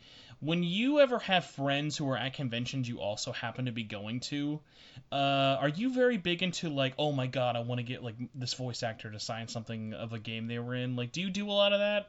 I almost never. depends on the games. For example, it used to be just Kingdom Hearts and Final Fantasy. Now I've added Persona. I met Erica Lindbeck at PAX this past earlier this month, because she voices Jessie in 7 remake. And it's funny too I'm because it's sorry, sir. Her official name is Thirsty Jessie. Thirsty Jessie. She's very thirsty in that game. Thirsty Jessie. But it was pretty cool though, because because they had the table set out for all the other voice actors in the game, and then I got to Erica, and And like when I was talking to her, I was like I only see you as Futaba. I know you don't know the roles, but it's like you're always Futaba to me. So she's like, so after I got her autograph, she kind of like we said goodbye, but then she did her whole like Futaba catchphrase. She's like, it's like here come the buffs, and I was like, yes. That is so cool. Because yeah, one of the things for me is a lot of my friends are like the stereotypical, oh my god, it's the voice actor of X game. I'm gonna have them sign the cover. I'm a weirdo in the sense of, and I don't mean this like I find it weird. Most people find it weird. Where, let's say if I have a game, like take the Final Fantasy 15 like steelbook or whatever, like from the deluxe edition. Like Yeah. I remember that was a very common thing that the voice actors would sign because there was a lot of that there was a lot of those steelbooks out there. The voice actors from 15 would sign that a lot. For me though, I'd be like, no, like I would want like people who actually worked on the game to sign the steelbook, not just like the voice actors. The only stipulation I would do with that is like take the collector's edition for like the big 15 one where it's the two steelbook set of each of the characters is on a different side of the steelbook. We're like, okay, that one I would get because it's just that character. But I've always been weird of like, I want like for me, my signatures I have that are notable. I have the vocalists from Persona 3, 4, and 5 signing like albums and stuff they've done on those games, but I wouldn't want them signing the game. Like, people I would want signing the games would be like, I was a coder, I was the director, I was a producer on it, stuff like that. Because, like, not that I'm like discrediting the voice actors' work, I feel like the voice actors are tied more to the characters for me personally than the entirety of the game. Like, if I picked up my copy of, Jesus, I can't even think of anything random. Like, if I picked up a copy of Persona 4 Golden and I just had Aaron Fitzgerald's signature on there, I'd be like, cool. Whereas, like, the only time I've ever had Aaron sign anything is, and this is such a weird deep cut, do you know what Weiss Schwartz cards are? Not really. Okay, so Weiss Schwartz is this TCG for different Japanese properties, so games, anime, stuff like that. They have this level of rarity. Their rarest of rarity isn't the shiniest card possible. It is with gold Sharpie, the voice actor signs the card. It's always the Japanese ones because these are Japanese trading card manufacturer. So Uh, what I did is when I met the voice actor a couple of years back for Chie and Naoto from Persona 4, I had both of them look through all of my cards of Chie and Naoto, and they picked a card that they wanted to have signed, just so like it would be like because that's how the Japanese voice actors pick their card. They pick their favorite design, and then that's the one they sign in gold Sharpie, and that's the one they keep. nice. So it's kind of stuff like that. Whereas, like for me, when I wait in line with my friends, especially if it's a voice actor that I know, it's so funny. People will be like, "Oh, what are you having signed?" or like, "What do you want them to autograph?" And I was like, "No, I just want to go up and like shake their hand and be like, hey, it's really cool seeing you again. Like, how have you been?" Which is like so weird to other people, but like for me, I get just as much enjoyment out of like even if it's just for like a few seconds to like catch up and then like let them go on with the rest of their convention, rather than like I feel like getting a signature wouldn't give me any more added enjoyment or uh Satisfaction. yeah, it's just like just seeing them and like checking in with them and being like, hey, how's it going, like how's your convention. That's how I went with that. Like Erica and Justin. It's like when they were our guests here at the event, everybody was like going crazy. Everybody like was had their posters or cards that they had that we were giving out and to have them signed, talk to them. But it's like you know at the end, it's like I'm just walking up to Erica and Justin and just like having a casual talk because it's like we gone past the whole being fan, being fan and voice actor to just friends. It's kind of like how I mentioned with PR. It's like I don't see some of these Square Enix people as as an influencer in PR. It's more like two friends just shooting the shit. So that's how it is with like and it's funny too because I remember they had a Persona 5 P3D and P5D like event at Honey and Butter, which is a macaron place in Anaheim. Oh, did you go to that? Yeah, I went to that. Nice. I was the first person in line. That man, I wish I knew that. I have a lot of friends who live a lot closer to you. They're more like near Anaheim and stuff like that. That's so funny. I knew a lot of them went to that, but I didn't think you would have trekked up there for that. That's really cool. I trekked up there for that one, and I think I did another Persona 1 event too. I couldn't get time off for their P5R one, unfortunately. What P5R1? I Oh, think they had I think they had a P5R Honey and Butter event. So basically, Oh, yes, yes, yes, yes, yes. There was actually an art gallery kind of thing, but there. it's art gallery. That's what it was. Yeah, because It was all in. It's a gallery nucleus. It's mhm. where they had the Final Fantasy X launch event, I was and like, I went to I that as was well. really worried you were going to be talking about the wear the mask event back in December. That was a fucking disaster, Sure. and I was like, oh god, Churro, please tell me you didn't go to that. I was contemplating that too, but it's like I was messaging Erica, and she's like, yeah, it's just they're just lighting up some projectors, and Dude, it's that just was she was like, don't go. It's like, dude, it that event was such a disaster. We did a podcast right after that whole thing had ended, and because remember there was no official announcement until like the day of it happening, and they were never like, here's where it is, here's what's happening, here's what's going on. They just gave like 5 different locations, and it was a huge fucking shit show. And the biggest thing that happened was all the voice actors, well, most of the voice actors from P5 got together. I think it was in the LA spot, and they were there for like 15 minutes. They did like a quick little stream, and then they all went and got dinner. And one of our people we had on the show, LaRue, he got off his work early. He drove down there in LA traffic in the rain, was changing into his cosplay while driving in the middle of traffic. Very safe, I'm sure. And when he finally got there, they just left like 5 minutes ago, and it was just that like projector on the wall, and he was like, "What the fuck?"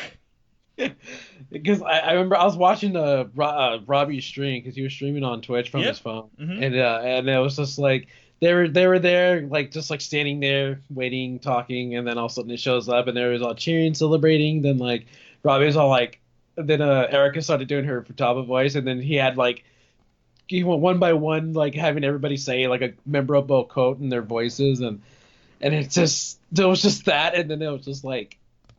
Okay, and then after that they shut off the stream, and then like there I saw tweets of them at dinner, and then like Ray Chase showed up in a subway out like a conductor Train outfit. conductor hat, because of course Yeah, he's Mr. Announcer voice.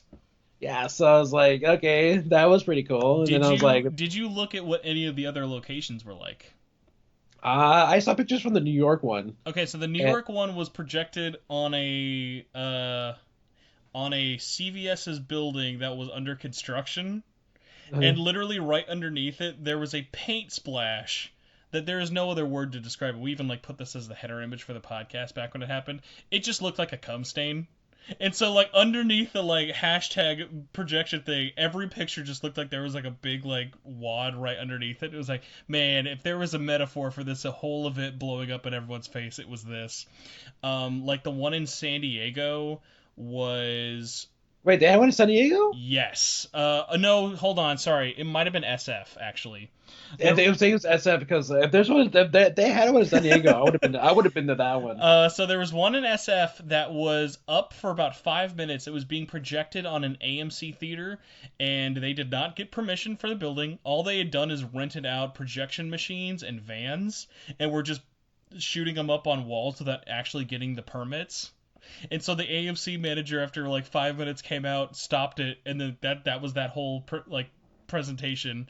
And then there was one in Chicago, which people could not find for like 4 hours. Like people legitimately was like late at night, and hey, if you've ever been to Chicago, not the safest place to be at night or in wintertime. No. So they have people wandering all around Chicago because all we've been told is it's Chicago. So everyone's looking around downtown, all the way up in suburbia part of Chicago, almost like Aurora and stuff like that. Above a shitty 7-Eleven, someone was projecting the hashtag on that one, and people were so mad. Imagine being that person projecting it in the fucking Chicago in the No, snow. imagine being the fucking dude at the 7-Eleven just like, what the fuck? He's like, I don't Like, get paid what the enough for fuck is this. this? Oh God, that. I mean, it looked nice, but just hearing all these stories made me seem like they just threw it together at the last Oh, second. 100%. Because everyone thought, because what had happened in Japan for Royal is they'd actually done a huge Shibuya takeover. I don't know if you saw, like right before Royal came out in Japan in October, they did a blackout and had all the screens projecting the. I think I saw pictures of that. Yeah, like so everyone was thinking, holy crap, they're gonna do that in America. No, no, we No, wish. it's like the light. It's like you know how apps are like you have the paid apps and free apps. Hmm. It's like this is like the free app. just projections and It's like like really ghetto-y areas. we need to have like put the Japanese picture next to the like New York Cumstain picture and be like the anime and then the Netflix adaptation. That's pretty much what it was. Oh God, I'm happy that the voice actors got to like enjoy it, but I'm happy you like did not go. Let me just say that. Anyone I anyone I else who did not go. I would have been pissed if I drove to like 2 hours up there for them not to be there, and then I'd be like drive 2 hours back home, like the drive of shame back home. Oh my But god. like, but the honey and butter, well, I'm hoping they do a honey and butter for PYR.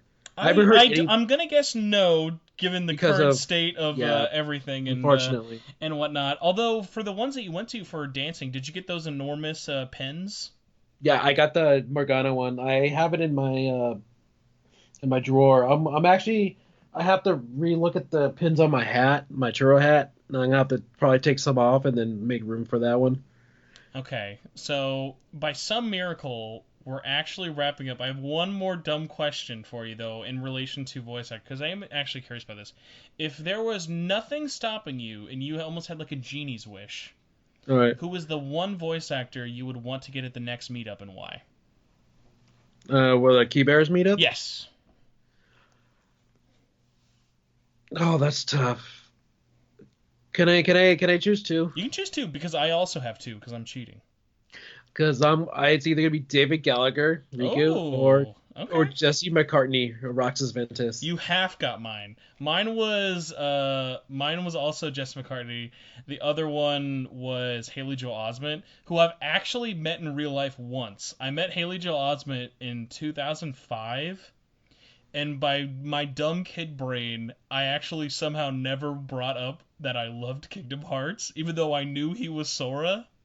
Hmm. And in my life, I've always regretted that. I'd be like, why did I never bring that up to him? Because if you ever like see interviews with Haley Joel Osment, he is super like into that character in a way that I'm very happy. Because like it If would you see break my heart if like he hated that role.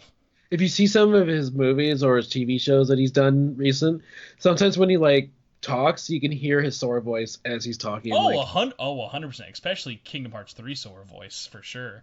But yeah, David Gallagher would also be would be a really close one because like honestly, I feel like I love the voice actor the more that they also love the character they do. I feel like it really resonates with me. Like I feel like it'd be really hard for me to pick like a voice actor for Kyrie because there have been so many and different things like that. But like people like Sora and Riku and especially Roxas, who like are already like my favorites, and the fact that it's been the same voice since the original game, it's like so cool that like it'd be so easy for so many other voice actors. Like let's be real. Mandy Moore could give half of a shit about Aerith. She does not even remember probably recording Aerith all the way back in Kingdom Hearts 1. But like if I asked like any of the people who've been with Kingdom Hearts like since the original, oh my god, I think like the only one I can really pull up that I've actually met is like I've met like Jim Cummings before. Like Jim Cummings remembers every voice acting job he's ever done, and it's actually impressive. it's the same with Bill Farmer. Like Bill Farmer, Yes. Oh my because god, yes, that is true. because I met Bill Farmer at the Game Realms KH3 launch event party they had, and he's super down to earth. I mean he's goofy. So basically, he knows all his goofy lines and Kingdom Hearts, and they had that at D23 this past year. Uh, they had a Mickey Donald Goofy's voice actor, and I remember there's a clip of them talking about like, oh, we should have brought a Keyblade, but they're like, oh no, security might have confiscated it or something. They made a little plug at Kingdom Hearts. We've come so far. I remember back in the days when you would never get Disney talking about Kingdom Hearts officially ever. It was always the other way around. It's so crazy to think like now like how much like merchandise you Yeah, see like out there. Because when you people don't when you look remember at before like jeez, I even want to say like 2013. Like I feel like before 2012 and 2013, there was nothing in terms of Western Disney merchandise for Kingdom Hearts. the only thing in 2013, like it started the 20th, I would say 2013, or actually, yeah, 2013 was actually the start of like Disney wanting to promote Kingdom Hearts because like if you remember their launch event was supposed to take place in downtown Disney, but they realized that they were going to have way too many people show up, so they moved it to the Anaheim Marriott. And that was just the beginning. And then 2014, 2.5 launched. They had that whole casting call at the Walt Disney Animation Studios, which is the exact same place as their launch event. and then and of course Kingdom Hearts 3 with the whole Disney Springs event in Florida. So it's like, and then this past year in October, you had Kingdom Hearts Donald and Goofy appear at their Halloween event. So it's like, Also, so I will never forget. This is the weirdest Disney thing that they've ever done. Do you remember the last time they busted out the Royal Guard outfit for Donald and Goofy? besides 2019. Actually, this might have been before it, but do you know that it was used in a ex Disney employee's wedding? Yeah, John Beganucci. John Vignacchi, but close, Beganucci. close enough. That's okay. Uh, No, that's literally everybody gets his last name wrong. Like the only reason I know that is because like I followed him for like years and years and years because I only know about him through Disney Infinity. But that I remember because him and his wife now at the time Colette are like such Disney and she loves Kingdom Hearts because actually Colette used to be Square Enix's European PR manager. yeah, yeah, she was because I met her the first time in person at it was funny, it was post E3. Like a few of my friends who came for E3 for the very first time, as media, they wanted to go see Square Enix's building before they flew, since this is right near at LAX. So we stopped, to get, food, then we walked over to the Square Enix building, and then as we were just like taking pictures of like that they had, on display at the lobby and all that, all of a sudden come in the hallway we see Yoshi P, Yoshida, the director of Final Fantasy 14, and then he's surrounded by all the PR teams, from Japan, Europe, and the US, and then all of a sudden out comes last is Colette, and then like she stops, we stare at each other, and she goes, Churro. I was like, Colette. So I kind of met her briefly for like the first time there. So such a sweet, wonderful girl. Yeah, she's always been super fun, and I love watching any of her. I pretty much get all of my John updates now through her Twitter of them together, because Hmm. now he's had such a weird journey of worked at I think Midway for years, and then he worked at Disney as a VP through like all of Disney Infinity, and now he works up at Nintendo. He was actually just recently a part of that Indie World Direct thing they did. Yeah, I saw. I that was his first time doing a voiceover Hmm. because I saw because I'm friends with I'm actually friends with Colette on Facebook, and I remember seeing her post and like it's like she's like it's so weird to hear Johnny's voiceover on the Nintendo Direct thing now. So I was like, huh, I got to give that a listen. It is just so funny. Like I have known him through like all of these very inappropriate like stories of like him being on Giant Bomb and stuff and telling things from like his old days. But like all the companies I've ever followed him on and whatnot were like super family friendly, clean Nintendo and Disney, and it's always just been like so weird. Of like Johnny like John Vignacchi. If like anyone has ever like met him or even just talked to him, the guy is like the nicest person ever, and like he loves video games so much, and you can like super tell. If anyone ever out there is interested in learning about someone really cool in the industry, I cannot recommend it enough. There's tons of stuff out there on YouTube, especially from like old E3s and like Giant Bomb interviews. So yeah, those two are very nice. I haven't met John yet in person. I have seen him at a D23 one time.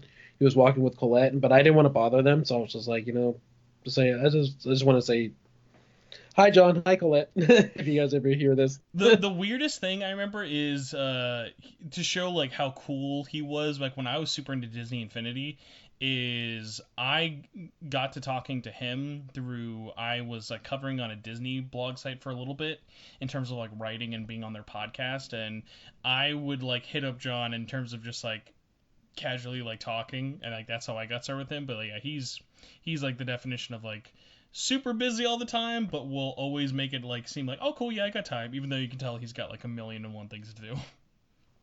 yeah, and then those are the type of people that you just love because like no matter how busy they are, they somehow still find time to, do something real quick for you. Yeah, like, Like you, Churro, for coming on this very short, only going to last an hour long podcast. right? Well, and that actually reminds me of the time where I asked Reggie for a selfie at E3. I love that people have so many weird memories of like Reggie, but like so many of them are just like, and I had one chance to do something. It's like I got a picture or I got like something done. Like our very first guest we ever had on this podcast is so super not related to anything Persona or even Atlas, but I loved having him on. It was Jonathan Holmes. He used to write for Destructoid. He now does stuff with Nintendo Force. Um, the one time Jonathan Holmes ever met Reggie, all he did, and this was in person, he had a stuffed purple Pikmin. He said, Reggie, all I want is for you to sign my purple Pikmin. Can you please sign my purple Pikmin? He has it on video, and he's just like, it's this grown man asking for another man to sign his like stuffed Pikmin, and it's just like the most wholesome thing fucking ever. It was funny too, because like I'm very shy when asking for autographs or selfies. I'm very shy asking cosplayers for pictures. But so this is like E3 2015, 2016, and I'm like walking with a friend. We're like, I had to go pick up my badge, I believe, because this was like right before E3 started. So we're walking over toward the West Hall of the LA Convention Center, and there's like a couple of the big what was it, Escalades pull up, black tinted windows, and on the door it says Nintendo logo on it. So, I was joking with my friend, and I was like, "Can you imagine? It's probably either Reggie or Miyamoto in there, right?" So then, the door opens, it's Reggie, and then surrounded by like his entourage, everybody in like black suits, just. And then like I'm walking, and my friend's like right next to me, and then like he's walking at a fast pace because I'm sure he's got somewhere to be, right?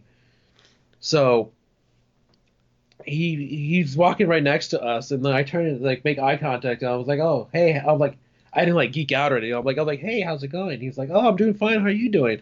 I was like, I'm just doing good. I'm just gonna like pick up my badge and all that. He's like, oh, he's all like, hopefully you enjoy the show. I was like, cool. I was like, Reggie. He's like, yeah. It's like, do you mind if I get a selfie? He's like, sure. So like here I am like trying to like set it up, and I'm like looking behind me. His entourage is like glaring down at me. Is it more stressful because he's also 9 feet tall?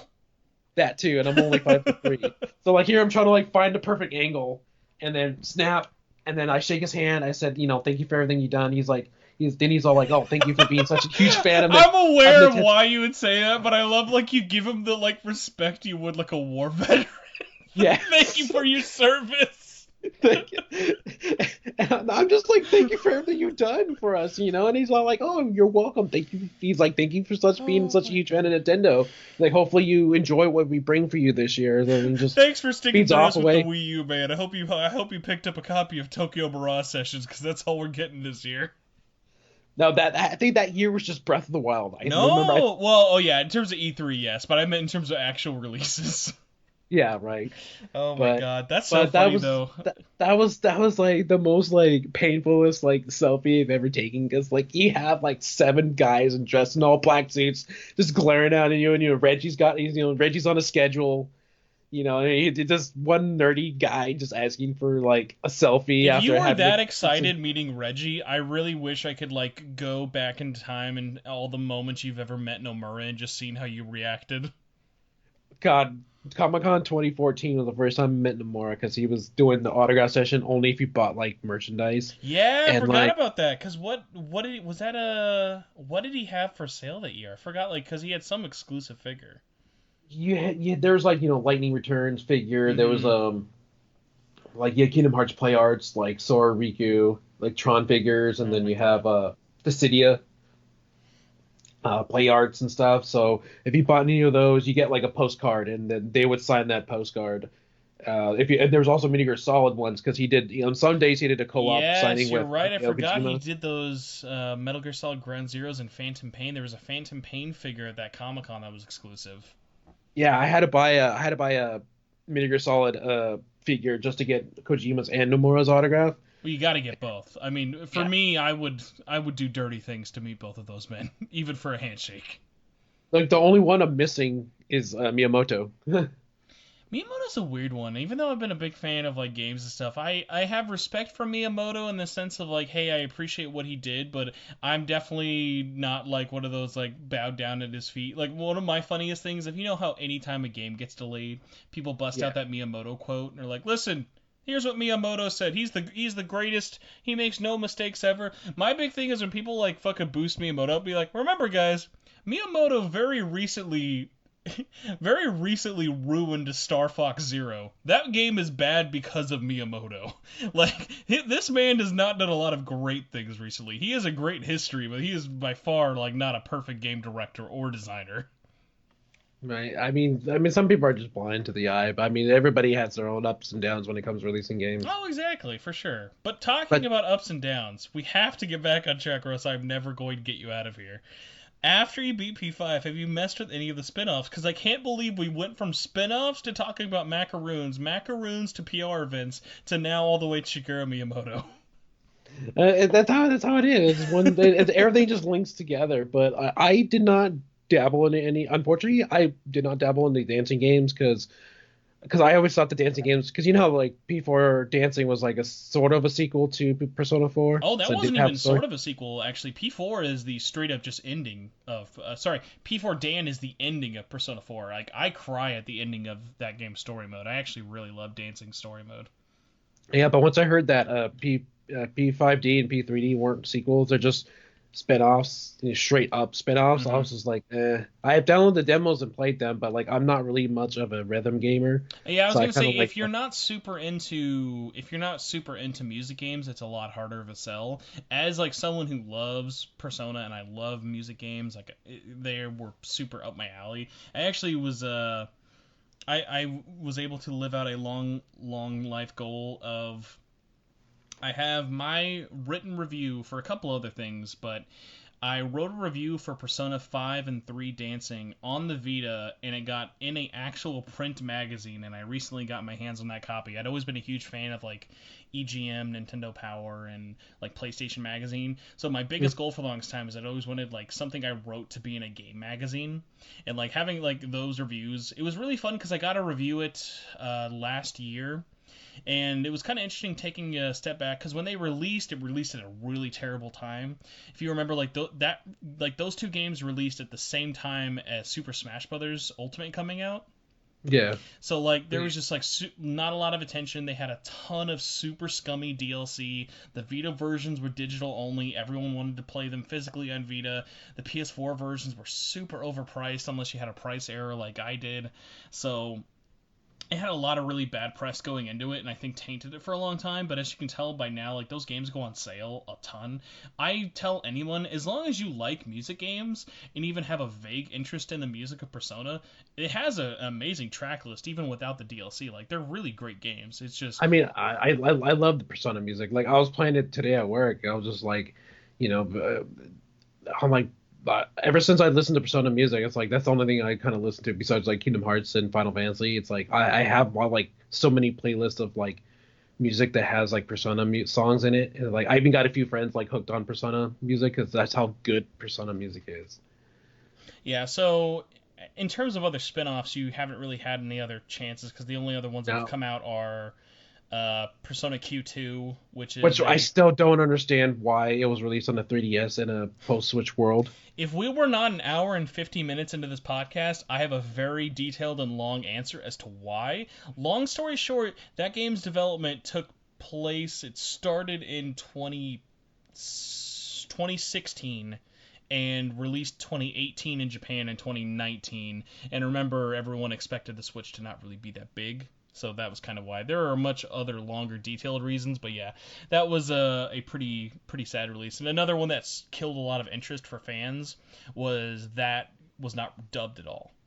Yeah, So all the like people like me and you who resonate with those characters' English voice acting, because remember it had the cast of Persona 3, Persona 4, Persona 3 Portable, and Persona 5. Like to just have that Japanese only did kill a lot of the fan momentum. it did. I that was another blunder, and it's like that's why I'm like that's why when Atlas had that thing where they're asking if they would like to see the games be on Switch, and I'm like if they put PQ and PQ2 on the Switch, I Oh would my god. definitely download Churro, it. where's our hashtags for fucking break free Persona Q? You're right. Forget port begging Persona 5. Persona Q 1 and 2 for like 40 to 60 bucks on Switch would be great. Because I don't know if you've ever played Persona Q. Those games actually have the best soundtracks of the series. Yeah, telling me about it. I love Oh those my soundtracks. god. Playing those on Switch would be amazing because actually dungeon crawlers like that are really great for portable play. Wow, I've never thought about that. That's a really, really great idea. See, everyone's always got their head up their butt about just asking for Persona 5, but no one ever really stops and thinks about all the other stuff. But They technically got a Persona 5 on Switch, so if you know Persona 5 Scramble. I wanted to ask you actually, what is your interest in that, and have you played the demo at all from the Japanese release? I streamed the Persona 5 demo, Persona 5 Scramble demo when it first came out in Japan, so I did play that, and Switch or PS4? PS4. Okay, good. Boy, let me tell you, I did Switch first and then PS4. It's like you're playing on two different console generations. The PS4 version is gorgeous compared to the Switch version. I bet it is, but I'd never really played a Muso type of game before. Like, Good news. As my 3+ hour podcast we did going over, because I had a other collaboration with a Dynasty Warriors channel. We had Shane from Warriors Dojo on, and we both had played through the whole game and just basically did like a review discussion. uh, Uh, there are no Warrior games like this. This is the most un-Tecmo Koei game, most un-Omega Force game ever. And one of the reasons I was really curious what you think about it is because the demo doesn't actually show you a lot of the features, but there is a lot of Kingdom Hearts gameplay in Scramble, especially after the demo. Like it has a lot of Kingdom Hearts features to it. ooh, I can't wait for that. I'm very excited once the English release comes out to get your opinion on it because its action RPG mechanics are very influenced by Kingdom Hearts. Like in terms of just like the platforming, Jesus, the music, and just like the level variety. Like obviously it has stuff like character switching and bosses and more menus and whatnot like that. But what did you think though with your little bit of time from the demo in terms of Scramble? Because I know a lot of people were very surprised that it was not just your copy paste Dynasty Warriors clone. I mean, it felt like a Persona game, like an action Persona game. You know, it, being able to switch party members, being able to use all out attacks and use guns and switch personas and do all that on the fly. It's got me hyped for the game. I can't wait for it to come out here. And I'm just like, because like I always ask myself whenever I beaten Persona 5 14 times. And, What? You just gonna drop that info 14 times? yeah, and to this day, Persona 5 is still my only platinum game on my PS4. Oh my god, dude, that is some. You've earned some and I don't say the G word here very often. That is some capital G gamer cred. My god. What did it. What. Was it just you resonated with it that much? Like, what? It just resonated, just like the characters, like the voice actors, the characters themselves. It's just, like I'm a big fan of like, I did because not know this about you, dude. So I'll put it this way: I'm a big fan of Digimon, and one things I like about Oh my Digimon god. is Did you get your heart broken recently like I did about the movie? yes, Oh my I did. god. I told people, and this has been said on the podcast. Coronavirus could take anything from me. Just don't fuck up with the Digimon release date for the movie. I just want to see the new final Digimon movie. And the coronavirus took away Digimon and my heart broke so much. Oh, Oh my god. But at least it's yeah, not canceled. They at least like took all the showtimes away and they said they will eventually show it in theaters, but considering the situation just keeps getting worse, they'll probably just cave and release it digitally, but my god, I hope one day I can see that in theaters. right. Oh my But god. but I'm a big fan of like large groups of protagonists because it's like because basically, I mean, growing up, I was a major fanfic writer, so basically, I fell in love with the whole slice of life type of thing with these characters. Each character of Persona went through some hard times of their own, and it's like I resonated with a lot of these characters. Dealing with yourself, being because how the whole purpose of being a fan of thief is you're showing your rebellious self, and it's like I was like, huh, I went through that my own being rebellious towards society, being towards authority because of my upbringing. So it's like, I kind of resonate with these characters. That's why I kind of fell in love with it. And it's like, I know, Persona 4 and Persona 3 have their own themes as well, but like, I just love the whole thing with Persona 5. Like, everything clicked, the music, the plot, the storylines, and then, the funny stuff like the harem, I'm always wanted to be the one to be always having a harem in the game. So Now you mentioned Haru is your favorite girl in the game. Is she also your favorite character in the game, or who's your favorite character? she's also my favorite character because she like I think it just boils down to like I like women who are really nice, but kind of have that little sadistic side to them. Hmm. Because it's like that's the type of women I like. Because it's like it shows that they're not all princessy. They love to get their hands dirty. So it's like sometimes when you play around with them, you're not afraid to have a filter on you. So it's like Haru's like the one where it's like, oh, she's sweet and caring, but it's like she's just like, I'm gonna murder you in your sleep if you if you cheat on me. Like when you cheat on her, she's like, take my chocolate, please, I before I am crush I it. am so excited now to see what you think of what playing her is like in Scramble, because she is really fun to play as, because she is a super heavy, just powerful character, like from like swinging her axe, like she's a lot of hold attacks, like Mhm. even with her RPGs and sorry, not her RPGs, like her grenade launcher and whatnot, like she's really fun to play with.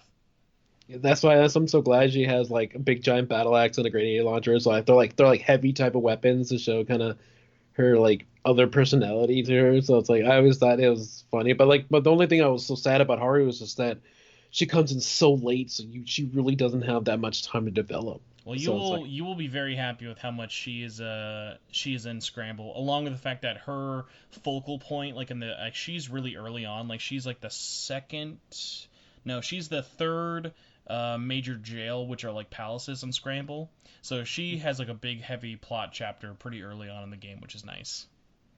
that's cool. I can't wait for that. And then I hear like she appears more often in Royal, so I can't wait to see that. So this kind of leads into a question I want to get into before we do a tiny bit of news, and then we're actually going to end. But I am super fine with how this episode has gone because we've hit some very interesting topics. Now, as someone who has not played either the full version of Royal or Scramble, release dates aside, because obviously we're just days away from Royal officially being out here in the West. If release dates were not really a factor, knowing what you know of both games, are you more excited to play Scramble or Royal, and why? Probably Scramble because it's a sequel. So you get to see it's basically just seeing the group again and how much they, matured since, their adventure, and you get to see all the whole group together in the very beginning of the game and see how well they work together rather because Persona 5 is more of them getting together, Yeah. and then like by like the sixth, seventh, and final palace, it's like they're finally doing things as a team. But when you look at it, that's still not enough game time for them to actually develop together. So now here is the first adventure of them being together and actually developing together. So like Scramble for sure because I really want to see, their them develop together as a group, as friends. Yeah, and it's nice too because it takes place 6 months after Persona 5 ends. So, for example, Makoto and Haru are now in college and stuff like that. So it is cool to see them like aged up a little bit. They're not all in the same grade level anymore. Yeah, so it's a different feeling because it's kind of like you know, it's kind of like those friends you're in high school, those that move on, those are, still there with you. Yeah, It's and just, honestly, that's actually a really big theme without getting into spoilers of Scramble is like, hey, we're not all going to be living around each other anymore. Like, once this summer vacation is done, we're going to kind of have to split up. Like, this is like, for lack of a better comparison, like it's a road trip movie that eventually like has an ending of them all splitting up and whatnot. And while like it's still a very light ending, you have that kind of finality of it of like saying when I like said goodbye to them at the end of Persona 5 Scramble, it is like that kind of somber feeling of even though what's happening isn't sad, it's like that feeling you have when like you're saying bye to your friends. Like a good example, I always like think of this show how bunch of a big dumb nerd I am, especially tying it into Kingdom Hearts, is that moment of Sora crying, saying goodbye to Hainer, Pence, and Olette without him knowing why he's crying. I always think of, and that resonates with me way more than it ever should. And like that's kind of what it's like of like yeah like we're really just saying bye but like there's so much like history and emotion behind it whether you know it or not and you can just kind of feel it in like the way the characters are resonating with each other. yeah, I totally agree with that. I mean, it's kind of like, when you graduate from high school, then, that the moment you graduate from high school, all the friends you made in high school, it's not going to be the same anymore. It sucks, dude. Like I'm 26. and I miss school just for the fact that like that was a thing that bonded me to like seeing my friends daily.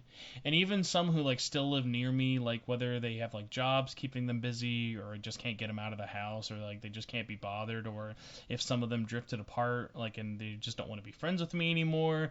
It's like it sucks like when you grow up like that, because like you know what's going to happen and everyone tells you it's going to happen and you all know it, but at the time you're always like, no, it's going to be different, we're not going to be like that. And it sucks for me especially because I don't know how you are, but I'm the kind of friend who always is trying to like keep everybody together, whereas most of my friends, like, the way I phrase it is, if I did not contact my friends, there is about a 1% chance of anyone contacting me first before. I was Exactly. always That's the how I person in the feel. group of like, I'm bringing everyone together. If I'm not making everyone hang out, no one's hanging out. That's how I feel exactly. I'm always the one texting people or messaging people saying, "Hey, let's go do something." Are you busy? And it's because I know that in the end they're not going to be the ones that ask me that question. Well, Churro, I will be the one to hit up your DMs, and we'll have our Discord lunches together now and be quarantined together. Let's do it. Then we could just gush over Persona 5 Raw when it comes out and we're quarantined. I want you to know, since I've had no one to, for whatever weird reason in my group of friends I talk to, I have had no one to talk to about Kingdom Hearts Remind. We're not going to do it here because I would not do that to you. But I have had that inside me for like 2 months of I've beat that game's DLC and I've had no outlet to vent that to. Right. It's the Oh my god. same thing too because like it's weird because it's like I have my close friends from work and here where in the immediate area where I live, barely anybody knows Kingdom Hearts. It's like it's all online friends, and we love talking Kingdom Hearts, but sometimes we would like to talk about things other than Kingdom Hearts because it's all we talk about. Hmm. So it's like it's weird because like I want to talk about Kingdom Hearts, but sometimes I talk about too much Kingdom Hearts, but I want to talk about something else other than Kingdom Hearts. So it's like this one giant circle of like, what do I want to talk about? That's all I know is this or Kingdom Hearts. It's always this or Kingdom Hearts. Well, speaking of things that aren't Kingdom Hearts and not Persona 5 Scramble, we are 11 days as of this recording away from Royal. What is your current hype for it? We talked about you do not have a copy pre-ordered. I'm now that I've heard you've platinumed this game and basically played it enough to be legally married to it. What is your hype level for it? Are you just planning on just rolling in and picking it up day one, or like are you just kind of waiting for it to go down in price? Like, what is your thoughts on Royal? Because I know it's not like a say no more easy sale. I know like asking people to pay No, $60 for this I'm game I'm again I'm is a little rolling in day tough. one. Okay. I'm rolling in because well, it depends if because right now like the current situation with the coronavirus, stores closing, GameStop is closed. They closed down the GameStop near my house because of they were closing down stores because of lack of sales and stuff. So the only store nearby me that sells games is Best Buy. So I need to make sure. That's why I haven't pre-ordered it yet Oh, because I you want to. know what'll be my best recommendation for you. Although I have no idea if where you live there is even one. Are there any Walmarts where you are? Oh yeah, there's a Walmart near me. There's a Walmart, there's a Target, and there's a Best Buy. So I Walmart have like will 100% be open, so you can count that as an essential purchase. So at the very least, if you can't oh have a Target too, Target too, yeah, because I always they forget about sell Target. groceries. I always forget about Target with that. So yeah, they would still count. Yeah, so I mean I'm not too worried. If anything, I'll just buy digitally. You know? I'm worried about. I don't like hearing those words. Yeah, I'm recording in front of like 300 physical little tiny Vita boxes. I don't even know what a download looks like. yeah. Well, I mean, well, digital for me is always last resort. So it's not I like it's my appreciate that. first I choice. appreciate that a lot. I want you to know, old friend of the podcast, Waffles. How long ago did the Rhythm come out? Long time ago. He downloaded a digital copy of the Rhythm, Curtain Call, which is the even larger download size, which was uh, more expensive and more memory on his card, and I've never let him live it down. I was like, you could have bought this for cheap. Where's your physical copy? And I will never let it that go, just because it was one of those things. There was no benefit outside of you don't need the cart. I never saw any benefit of him downloading the Rhythm on his 3DS, and I've still never let him live that down. no. Like I said, to me, buy digital counts on two things only. Either if it's last resort, I can't like for some reason I can't find a copy in store, or B, if a digital version is cheaper than a physical version. Hmm. Which does definitely happen a lot with like flash sales and stuff like that. Yeah. Like right now, Tales of Vesperia is like 24.99 digital on the eShop, and in stores it's $29.99. So So you are excited for it. Or do you have any sort of trepidation going into it? Have you been following a lot of the information, or like, what's your kind of like mindset in terms of like when it comes to Royal? I'm I mean, I'm not gonna sugarcoat it, but I have like this. I've downloaded the soundtrack with like the extra songs on it, so it's like I, that's only really the only thing I've known about it. It's just the songs, but I don't know how. Thankfully, they're not really spoilery, so it doesn't really spoil anything much. No. Are So you a little? Do you have any weird feelings about it? Like, do you think it justifies, or at least from what you've seen, the $60 price tag? I know it's been a lot of people have kind of been. Eh. honestly, honestly, I mean, 40 or $50 would have been understandable, not full on 60 for what you get. I mean, I understand Persona 5 still is a long game, and then you throw in more stuff to it and more things to it, but I still think that for a game that was released in what, 2017. Yeah, for a game that released over 3 years ago, by the time it comes out in America, and you can pick up now brand new for $10 or less sometimes, it's like, hey, there's new stuff. At the same time, it's a little bit like kind of a kick in the butt of like, well, you're also like you could still play vanilla P5 and still have a really good game. Yeah, I mean, because that's how people feel about Remind, the DLC for Kingdom Hearts 3. It's like, it's, $30 base or $40 with the concert. And it's like, some people thought that $30 was too much for what you got. And it's like, and it depends on how you look at it. I'm I like, yeah, mean, like, especially like when it comes from like the story versus gameplay aspect. Remind is a lot more to kind of dig your teeth into in terms of a topic because like that one's a weird one of like, okay, well in terms of story you probably aren't going to get a lot, but there is a lot of new story. But really this is for the gameplay aspect. But it's like not just the gameplay aspect. It's for like the guys who want the super kick your ass and super bosses if people. they want the challenges, Hmm. and it's like, you have to remember that not everybody is about Yeah, that not type of not. challenge. I'm willing to bet not even 50% of people who bought Remind can beat or even get to Yuzora.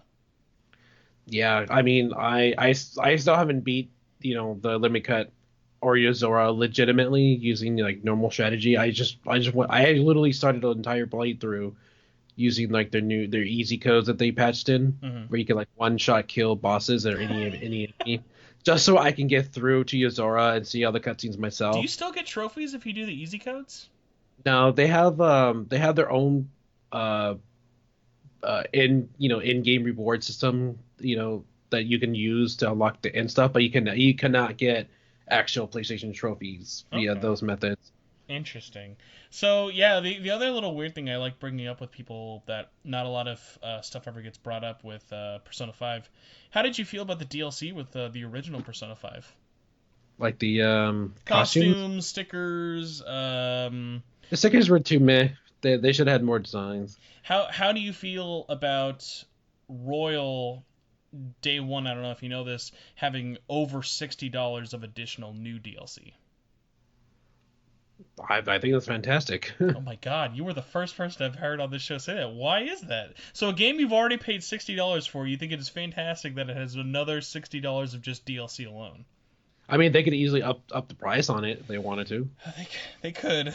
They definitely could. So, in case you don't know, because this one actually does have a little bit interesting. I tweeted about this like a week ago, and it actually kind of blew up. I was a little surprised more people didn't know about this. Did you know that there are super bosses as DLC for Persona 5 Royal? Yes, I've seen those tweets. Yeah, so like it's been funny to see like not only that people knew that those were a thing, but that it's in the game even if you buy it or not. It's just with the lock or not. Like, how do you kind of feel about that? Because I remember, like, when I discovered that it was in the game whether you bought it or not, just like you can't play it, that like really kind of like just made it feel a lot more gross for me. Of like, I'm still gonna buy it because I'm curious what those boss fights are like, and we still don't have final DLC pricing for the bosses. Like in Japan, they were about $3 or so. It's just one of those weird things of like, man, it like takes you back to like 2012 or whatever back in the day when there was on disc DLC was the big thing that everyone hated Capcom for. But like, it's just like whether it's on the disc or not, like once you know it's like all done, because all that DLC was ready day one in Japan. And it's the same Yeah. thing with the US release. So it's really weird now to like have all this DLC for Royal and then by the time I'm done buying the collector's edition and whatever DLC I'm interested in, which obviously is all optional, but it's there and you would like to experience it. Because one of the other big misconceptions people don't know about Royal is it has no new costumes, which is really That's weird for a re-release because all the new costumes are just DLC exclusive. oof. Yeah, right? Because, like, at least Persona 4 Golden, you got stuff like the Featherman costumes and different things like that. Whereas, like, this one, it's like, oh, hey, do you want to dress up as the people from Strange Journey? Yeah, it's DLC. Okay. So, it's kind of one of those, I'm excited for this game, but I have a lot of little weird trepidations, especially in terms of how are all the changes going to be, especially as someone who's now going through it and wanting to kind of really sink into it, because it's not like I've been curious with all the reviews that came out this week. The game is sitting currently at, I think it is 96 on Metacritic. It's like one of the highest reviewed games this year, let alone for PlayStation 4. I think it's like the top 3. Yeah. I think it goes like Red Dead Redemption 2, GTA 5, and then Persona 5 Royal, which is insane. I think it deserves that, at least from like the lineage of what everyone's been saying, but it's really weird because I don't know how I want to review this game. Like, if you look at all the reviews, I don't know if how many of you've seen yourself, the reviews for Persona 5 Royal all sound like they're just reviews for Persona 5, and then someone saying, oh, but it has more stuff, so it's better. So it's like, should we come at Royal as reviewing the new content primarily?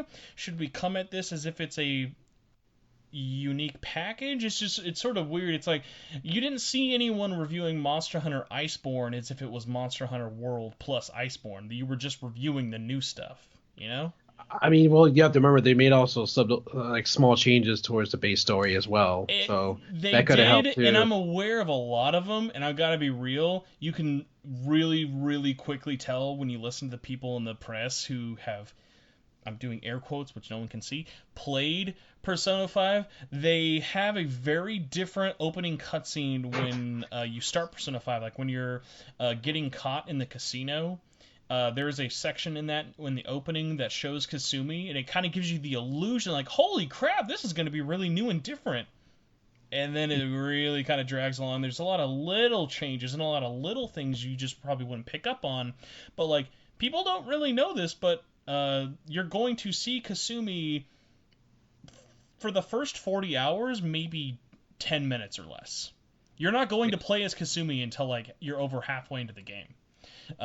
There's a lot of the story changes are heavily deep into the game and whatnot. And what's actually kind of crazy is, I mean, it's not crazy because Atlas does this a lot, is the new and exclusive semester of the game and the exclusive new dungeon. You can only get that if you max out the social links, the confidant ranks with the two new characters, the doctor at the school and Kasumi. If you don't do that, the game just ends where Persona 5 ends. Yeesh. Yeah, so it's really weird. Like, it's got a lot of good things going for it, I'm assuming, because I've not spoiled myself on the new semester and the new dungeon. And, like, the new music is great. Like, obviously it has graphical presentations that the PS4 version didn't have. But then you have other little weird factors of, like, okay, we updated some, like, localization changes that's been very controversial, but looking at it like this, it's like, it's very easy to say, hey, we made these localization changes because we don't feel comfortable with them as they were in the base game. But then you look at it and be like, wait, why didn't you just patch the base Persona 5 to have localization change? Like, why are you making people pay for a new game to have updated text you're now not ashamed of, you know? So it's like Yeah. for each one thing I want to praise about Royal, I'm also a little bit hesitant. So I'll be very curious once I finally get my hands on it, like, what my final takeaway will be. I was very similar to this when Catherine Full Body came out as a huge Catherine fan, of like, okay, am I going to finish this session glad that I replayed this all again, or am I going to feel like this had too many kind of like nigs and nudges in the way? Yeah. Well, I say good luck to you when it comes to reviewing all that. I'm not worried about reviewing it in terms of a time commitment. I mean, I spent all of January and most of February playing Tokyo Mirage Sessions. I spent the last like 60 hours, like for the last month, playing Scramble. I'm doing Persona 5 now before Royal, and then once I'm done with Royal, I'm gonna take a pretty long RPG break, at least in terms of playing for reviews and coverages. I think I've just sectioned out. I'm gonna play through like every Doom game. Just be like, let's just play Doom. I've not played Doom before, so let's just do the exact opposite of Persona 5 right now. Nice. So yeah, like I'll be interested to see what people think. The reviews though, like I don't know, like so for you, because I know you cover games, so you don't really, in terms of like review them. The most you really do is stuff like discussions and like podcasts and online. If you were coming at in terms of recommending Persona 5 to sorry, if you were coming at Persona 5 Royal, talking to a casual fan of Persona 5, how would you kind of hit, like where would you want to sort of start in terms of talking about Royal? I would say just a brand new semester to keep the story going, See, that's the also weird thing of like, have you noticed all the marketing for Royal just never mentions that? right? Like, It's always it's mainly morely like the new character. like, do you ever have moments when you're covering like Kingdom Hearts, and you have moments like I can't think of any times like Kingdom Hearts has had any marketing stumbles that like not annoyed me in a sense that made me mad, but like you could be doing it better. Like I had a really big moment like that with Persona 5 Royal when they flew people out to preview the game in February when the game was done. And the big takeaway from the preview event was there's a grappling hook, Kasumi is a character, and there is a new city, and the game is on PS4 Pro.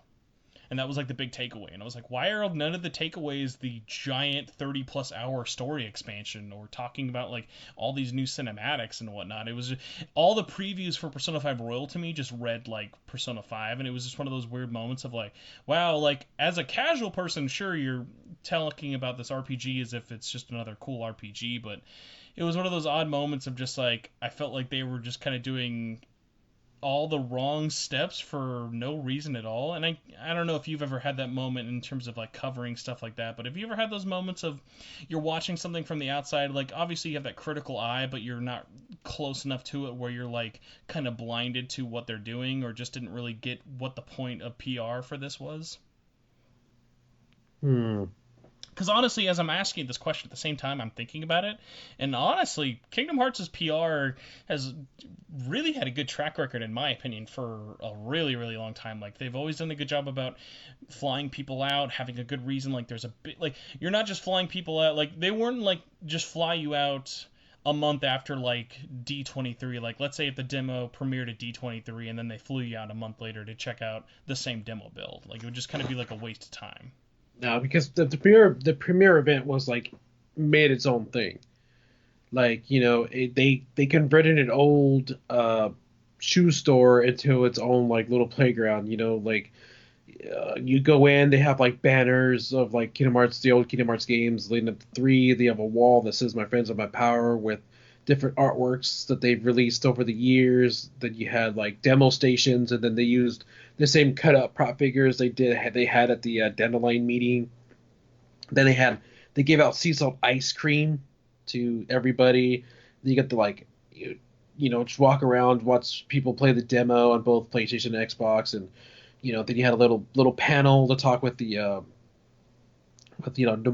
Yasue, and everybody else that worked on the game, and then like the demo build that we played was a lot longer than the demo build that was available at conventions and stuff. Like our toy box demo was like a little bit longer. Oh my So god, that do you remember like I think it was GameSpot who they had just put up the full footage of that demo build when what was the original embargo, like you could show like 5 minutes or whatever? it was like 20 minutes of like total like gameplay, but nothing cutscenes. Yeah, it And was like pretty funny because I remember they'd even I think shown pretty much everything up until like the marionette like ball joint doll boss from yeah, Toy Story, and I was just like, whoa, that was so cool, and then it was just taken down like immediately. but well, I mean, game for some reason GameSpot and Square Enix don't seem to mix really well. They're the ones that spoiled the release date for Final Fantasy 15 right before that cover events Oh even my started. god, you're right. I forgot, but they did spoil that. Well, to be fair, they spoiled it because they found Square Enix and goofed on it. But yes, you're right. They were the one who broke that open. Forgot about that. Yeah, but then like we heard like basically remember what I had mentioned earlier that um the day before our event was like um it was influencers and the day before was a big press media. and someone from a big media site leaked out like Ralph being a summon. You're right. I forgot about that because yeah, that leaked right before you guys played. Yeah, like Yeah. literally, I got to Santa Monica. I drove up to Santa Monica and I couldn't find parking that was near my Airbnb. So like after spending like 30 minutes like finally parking because like I was in this neighborhood that had street sweeping and like ours was on a Thursday I believe and the meeting was on a Wednesday. So I was up there on a Wednesday and finally found parking and then like I stopped somewhere to get something to eat and then like all of a sudden I see messages from my friends like, dude, somebody leaked out, uh, a media guy leaked out like Ralph as a summon, and I'm like, oh shit. And I guess as time went on, like I was reading like more and more where they're like, yeah, this media, it's like a European site that leaked out, and basically they took his credentials, they kicked him out, and then I was told like they were blacklisted from ever appearing again, and I was just like, man, it's not worth it, dude. That's so It's not funny worth because it. you're. I need to ask this before we wrap because you are a really interesting case of you're very much like what I do with this podcast, but just for another franchise. How do you feel when you watch the mainstream media kind of talk or cover? And this doesn't like have to be like the big sites like IGN or GameSpot and stuff like that. And I obviously know like Kingdom Hearts has a really bad reputation with how it's depicted in a lot of the mainstream media, whether it's all immediate hate or blind loyalty and love. Um, but like, how do you feel in terms of like watching coverage? Like, do you feel like coverage for like Kingdom Hearts 3 whether it be Remind or when 3 actually launched, like do you think the coverage for it was good? Like do you find yourself overly critical of other people's coverage when it's like bigger outlets? Cuz I know like for me when that Royal event happened, I even though I wasn't a part of it, I went through every outlet's written and video coverage of the preview. I went through everyone's stuff and I kind of reviewed everyone's previews because it was like, okay, no one should have to do what I'm doing here. But what was the big point of bringing everyone out here? And like my big consensus I brought up to was like, okay, everything here could have just been a PR blast, or could have just been everyone reviewing a preview build of the game at home. No one actually should have been flown out here for it. The whole preview event was literally just like a launch party for the voice actors and the staff at Atlas. Anyways, I later found out. So like for you, like when it comes to looking at other media representation of Kingdom Hearts, how do you sort of look at it? Like do you give it too much attention at all, or like what do you really do with it? I mean, it depends. Like I read through their like previews and reviews, and it's all like it really depends on what they say because like some of the things I noticed in the Remind reviews is that a lot of them didn't play through the entire DLC. Like they'll play through the Remind section and didn't even bother with Limit Cut or the secret episode. So like, and then and a lot of these outlets scored it low because of that. They're like, oh, that doesn't justify the $30 price tag, and it's like, well, you didn't beat the limit cut. Some of them didn't even try the limit cut, or some did and couldn't beat it all because of how hard it was. So they scored it low because they couldn't get through it. So like sometimes it gets embarrassing to see these major media outlets, complain about. Yeah, because I remember some of the reviews saying that Kingdom Hearts 3 was like easy, with pre critical mode, and the critical mode adds, then once critical mode was patch was released, they updated it. They said it, a lot tougher and all that. But then, with the inclusion of the easy code, the pro codes, and then limit cut, and now it's like now they're saying it's like extremely too hard. That they're saying that casual players won't be able to do this and all that. So it's and based on previous games too, like the reputations of these outlets, it's very up and down. Some of them have it score really high out of blind loyalty. Some of them are really skeptical about it. So it's like really, there's really no middle ground for a Kingdom Hearts review. So I've seen a few honest reviews, which is totally understandable, but like those are very rare to see. Do you have any like go-to people, whether it be content creators or people in the media who cover Kingdom Hearts that you kind of go to as like recommendations? Like for me, the really well known ones, like whether it be like Jonathan Dornbush or like Callie Plagey and stuff, like when I like have ever heard them actually talk about Kingdom Hearts, it's like, okay, cool, like I get it, like you've played them all, but they kind of always come off to me as like that, like I love Kingdom Hearts and I have to make up for that so hard that I have to like let everyone know how you're wrong for not liking Kingdom Hearts, where it kind of feels like they kind of are in that like blind loyalty camp whenever I've heard a lot of their coverage. But like for me, one of the weird ones, because he's not really like someone who covers the games like in terms of a he covers them critically, but he comes at them because he's a speedrunner. Is Biz. He's been a speedrunner for like KH2 for Biscuit. not Bloody Biz, but it's yeah, Biz Kid. I mean, there's like a number for his thing, but I've 047. yes, I've followed him. I found out about him in Kingdom Hearts speedrunning with 1.5, and just he has like been my number one go-to, like in terms of like just hey, gameplay, just really get into the nitty gritty of it, because like in terms of the story I can talk about it with my friends and whatnot, and like I don't really need to hear a lot of other opinions on the story outside of hey, what did you think of it. But yeah, Biz has always been one that I recommend in terms of he's really fun to watch for live streams, and also he does really good stuff on his YouTube channel in terms of going over the games, whether it be strategies or just hey, what do I think of Critical Mode, or what do I think of Remind? Like, who is someone that comes to mind for you, at least for KH, where you're like, hey, Churro, give me someone to recommend who's not just your podcast who talks about Kingdom Hearts. I'd probably say Soralam One, yeah, aka Dean. He's part of a group called the Key Keepers, but he's more of the technical one. He's like Biscuit when it comes to like gameplay. He knows how to break down aspects of gameplay, like blocks and guards and commands and stuff. Like he's up there too with Biscuit when it comes to doing that, and he's very honest. And sometimes his videos can go a little too long, but at least he breaks everything down as small as possible for even somebody as simple as me who can understand what he's talking about. Like when things happen within battles and stuff. So I recommend him, and then and when it comes to like covering Kingdom Hearts, I would also recommend Kimberly Wallace. She writes for Game Informer. She does a lot of Kingdom Hearts reviews, and all her reviews are more honest. I never seen really an honest Kingdom Hearts reviewer besides her. So Well, thanks she's for reading definitely, my reviews, Churro. Means a lot. of course. You're welcome. I don't really, like I said, I don't really pay attention to reviews because I know they're just opinions, That's just okay. like I'm in a weird camp. I don't think I've reviewed a Kingdom Hearts game since 2.5. I wish I could have reviewed 3. I would have Oh, I really had a was lot the of fun with that. funny thing is I was supposed to get a review code, but they forgot to send it to me. But sure enough, They my were copy. really weird with giving out codes, especially because of the leak a month before release thing. That Square Well, Enix PR was really weird with codes. well, I mean, I helped them with the leaks. I literally, the funny thing is, I had to spoil the game to help with the leaks, so I already knew how Kingdom Hearts 3 was ending. Oh no, dude! As soon as copies were out, I was media blackout. I didn't even want the intro, the full.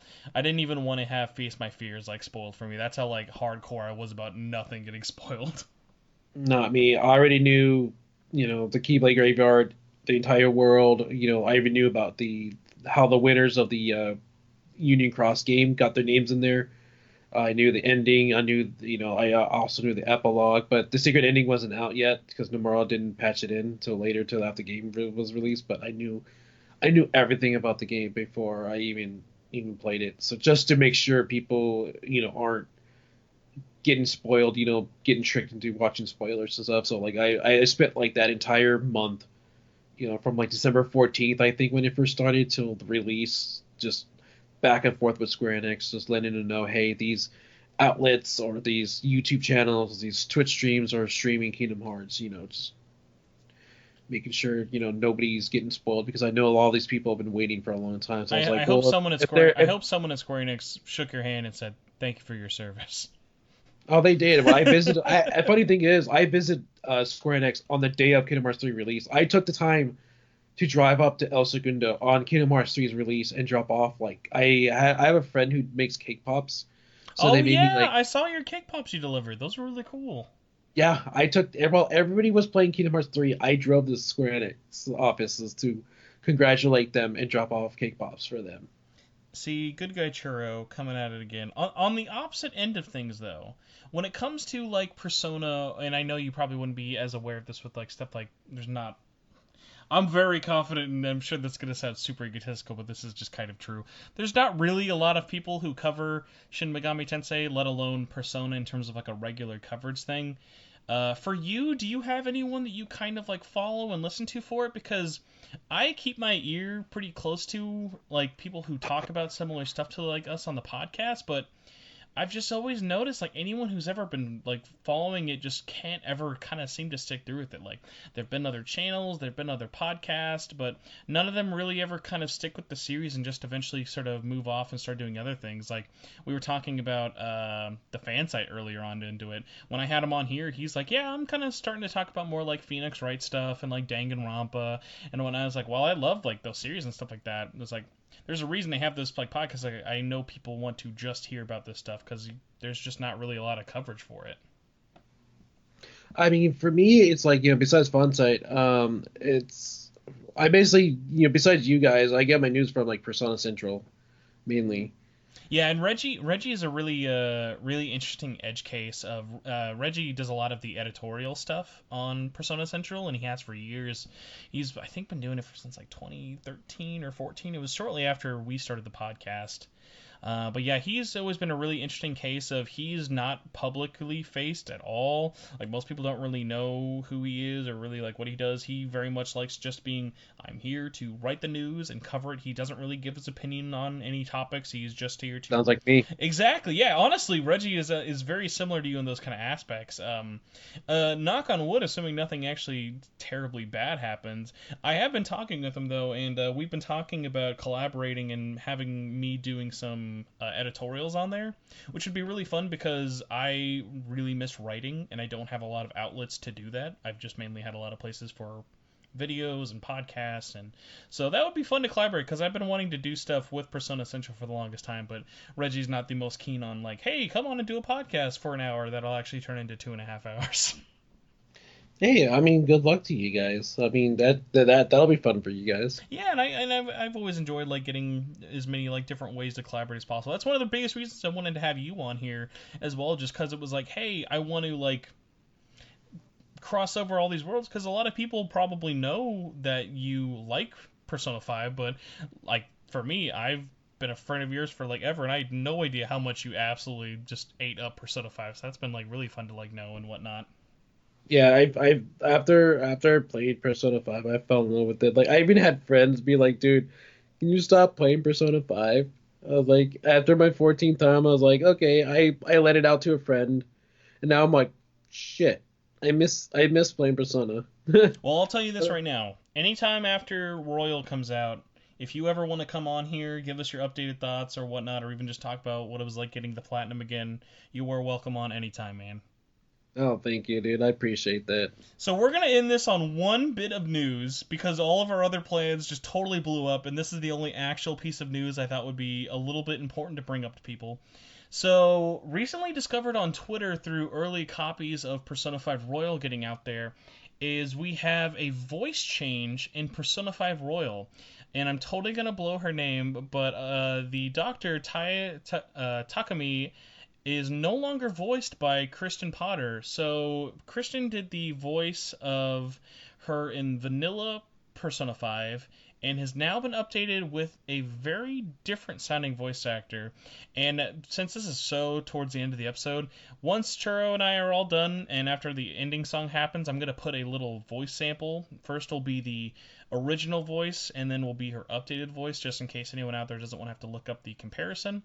But Churro, I was talking to you about this a little bit before. What do you think about the voice change? Just your kind of raw takeaways, because you were not aware of this until I sent you the link. I think it's weird because for somebody who played the game 14 times, you're going accustomed to that voice. Yeah, and it's like because we were talking about this a little bit, but she sort of has that like that voice that you could be just closed your eyes, you could almost kind of picture her look like that, like very like keep to myself. I'm kind of disgruntled. You can like tell she's got a big chip on her shoulder from something that's happened, but you just don't really know what. And I think you almost described it best of like her new voice just kind of seems like pick any anime girl voice out of a like row of voice actors.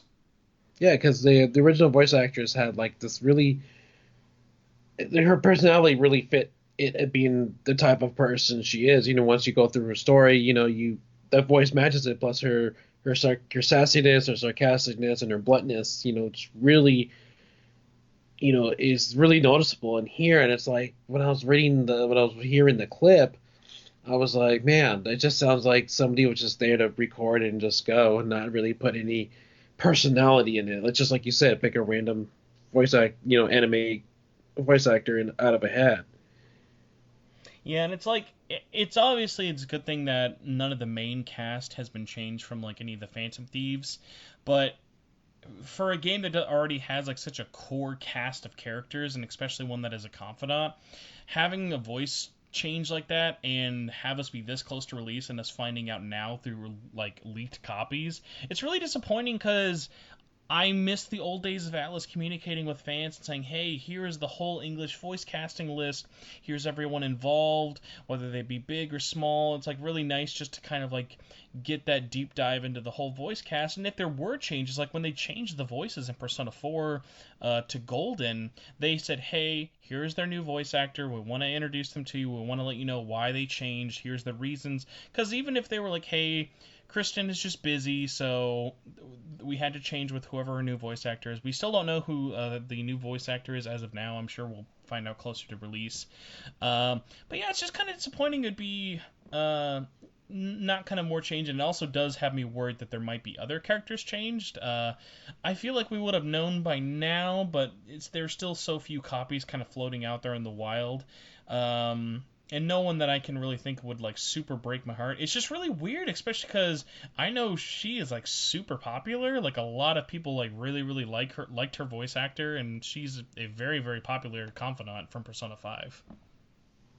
Yeah, she's just very popular amongst the fans, and it's just weird though because it's like if there's no changes made to like the dialogue, why bother hiring somebody and re-recording? That's the one thing I never So this is got. the weird thing with Royal is Royal actually has a lot more voiced lines. So rather than do like a few lines, you have to redo the entire thing. Yeah, so I guess they didn't want to have like a discrepancy because Tales of Vesperia, no, Tales of Symphonia, I think had it. No, Vesperia had a recent HD collection where they had new voiced lines, and originally one of the characters was voiced by Troy Baker, and Namco Bandai couldn't afford Troy Baker, so they just got a different voice actor to fill in for his character. So in the game, the same character is voiced by two different people, which is always very jarring. And I think it was just one of those cases of she had so many more lines to record that it was just easier to get the new voice actor to do the old lines over, which is kind of a shame. It is a shame, but it's part of business. I remember when Justin Cowden told me that he wouldn't be back to reprise, Hayner in Kingdom Hearts 3, and it's like, they had he did audition again and see to try to get the part again, but I guess they went with Square Enix went the different direction, kind of like how they did with 7 remake. They Well, went with brand the new. 7 remake one is weird. Like the 7 remake one is a lot of other weird things of like internal politics in terms of well we want new faces because we've had fucking Steve Burton for over a decade, and then you have all the people who are tied to those voices from forever. Like so the Final Fantasy 7 voice change is all I feel like a lot more complicated because that one's a lot more of like okay, should we ditch this to start a new legacy or should we keep to the old legacy? Yeah, but it's like for them, it's like it's a whole new generation, so we got to get new voice actors and all that. So it's kind of like how it is in Remind. Unfortunately, with the passings of Leonard Nimoy and Rutger Oh Hauer. my god, Yeah, I gotta tell you, I did not spoil myself on on who the new voice for Xehanort was going to be since Rutger Hauer had unfortunately passed away. I gotta say though, Christopher Lloyd brought a surprisingly good take to the character I was not expecting to enjoy as much as I did. I I did not notice him till like deep in Remind. I was like, wait, that voice is familiar. Then I was like, and then when I finally realized it was him, the first thing I said out of my mouth was, "Great Scott!" That was like my favorite thing of like you went from the android and Blade Runner to fucking Doc Brown for Back to the Future. Xehanort has just had the weirdest legacy of like such big actors, especially from the 80s. But like my biggest worry now is that the Xehanort curse is now going to make Christopher Lloyd, and hopefully this is not true, pass away, because I feel like every character who's ever voiced him, whether it be Japanese or English, has soon passed away after. Well, I mean, there. I mean, Xehanort's an old character, so you got to get the older actors to play as him. So, unfortunately, that's kind of what life Do is. you have a favorite out of the three for the English voices? Got to go with Leonard. Leonard, he absolutely killed it. That because Leonard definitely killed it, and I will always remember, like, I think his best performance as Xehanort will always be the secret ending of Birth by Sleep. That like one-on-one talk of Terra and Xehanort inside of his body. Like for whatever reason, like his delivery in that is just so good. plus he has that growl, that he in his voice. You can You know, tell. I don't know if like someone tricked him into it or whatnot.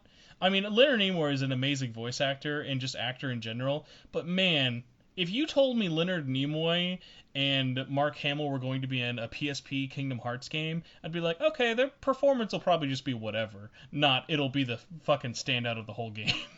they were personally picked by Nomura himself. Oh So man, and it was so fitting. It was so good. But yeah, honestly, for me, I'm super biased. Like I've been a huge Rutger Hauer fan like for years and years and years. I actually, this is a weird callback. I was the first person. If you go back and look at this online, I am the first person who ever worked it out before it was announced that Rutger Hauer was going to be Xehanort. Because if you remember in that first trailer where we heard a little bit of him in English, people were like, "Who the fuck is this?" right. And for the longest time, no one was able to sort it out. And then one day, I was just rewatching because it was actually I'd just gotten in a Blade Runner mood, and I was looking at a video game called Observer. That Rutger Hauer is the lead in. It's basically like a horror game version of Blade Runner, and he's the lead. If you liked Rutger Hauer as Xehanort, his vocal performance is just as good in Observer. He's the main character, so there's a whole lot more dialogue, and that game actually led me to being like, holy shit, no, he's Xehanort. And it was so funny because I tweeted about it thinking, oh man, everyone's gonna pick this up. I got like two likes. Like no one. I even posted about it on the Kingdom Hearts Reddit, and the whole Reddit was like, "Nah, I don't hear it. That's stupid. You're wrong." And then when it came out, I was like, "I told you. I told you. No You, one you listened to should me." you should have made another post that said "told you." I'm too humble, clearly, as you could, as I'm now bringing it up a year and 3 months later. But speaking of being humble, Churro, thank you so much for blathering on with me this long. I had an absolute blast with you, and Oh, boy, thank you for having me on here. I cannot believe you and I have been talking for over 3 hours, let alone this episode being over 2 hours. So I'm sure everyone is going to love this episode. It'll make the wait for Royal that much easier. But if anyone would like to follow you outside of this podcast, where can people find you in your lovely streams? My Twitch channel is iChurro, no space, all one word. My Twitter and Instagram are at Churros, which is churro with the Z at the end. I'm trying to think. You don't have a like stream schedule, right? You just kind of do it whenever you can. Yeah, I do it whenever I can, and if I'm feeling like my body's feeling tired, I'll just be like, nah, not today. Because as like I if I thing is that if I follow make a schedule, I'm probably not gonna follow it. I appreciate the honesty. That's the least the bigger man there, Step. Yeah, it's like to me, I stream when I stream because it's like it's a good break from reality. Yeah. Anything else like online you want people to check out, whether it be like the podcast or like the Keyblade Alliance? Yeah, I am part of a Kingdom Hearts group called the Key Bears Alliance. We put together a Kingdom Hearts fan group every year in Anaheim, Orange County region. You can find us at facebook.com/slash the Key Bearers Alliance. I'm also a part of Kingdom Hearts Union podcast, which you can find on both iTunes and Spotify. Just look for Kingdom Hearts Union or Final Fantasy Union, and you can find us there. Actually, tomorrow I'm recording a new episode, so hopefully you guys check that out on Tuesday the 24th, I believe. Mm-hmm. So, yeah. Well, you can find us if you'd like, and for some reason do not know already. You can find me on Twitter. I am at Torchwood4SP. You can find the podcast at SMT Network. You can find our Facebook group where you can talk to us and all the different community members by going to facebook.com/groups/SMT Network. You can find us on YouTube where we post all the episodes, and sometimes I put up little editorials and reviews. That's just going to look up Shin Megami Tensei Network or look up my name, Spencer Presley. All the links for Churro and myself will be in the description below, whether you're listening on iTunes. If you are on iTunes, be sure to give us reviews and rate us, because that super helps boost our numbers up, and my very fragile ego will get a little bit better. And if you would like to help, we're trying to get to 500 subscribers on YouTube before Persona 5 Royal comes out, because there's a 5 in both of those, so hey, check that out. Also, if you are interested, I have 2 videos left before Royal comes out, but I've been doing every 5 days leading up to the release date of Persona 5 Royal a Steelbook showcase for all the different Persona 5 games. So I have Royal and Scramble left before Royal comes out. I have the Japanese Steelbook for Royal. So if you like looking at a guy way too into talking about Steelbooks, there's a dumb little video series you can watch. But that is enough talking. I actually think I'm about to pass out or get some food or drink. Before we go for our final word, Churro, would you like to say anything? It's been great talking to you. I hope you guys that they're listening enjoy this. It's nice to meet all of you. Hopefully I'll see you guys on social media or my streams. Take care of yourselves. That's most important. Especially during these times right now. Some of you are stuck in quarantine. Some of you have to go to work, like me. But just make sure you always, take care of yourselves. It's always, it's the number one priority.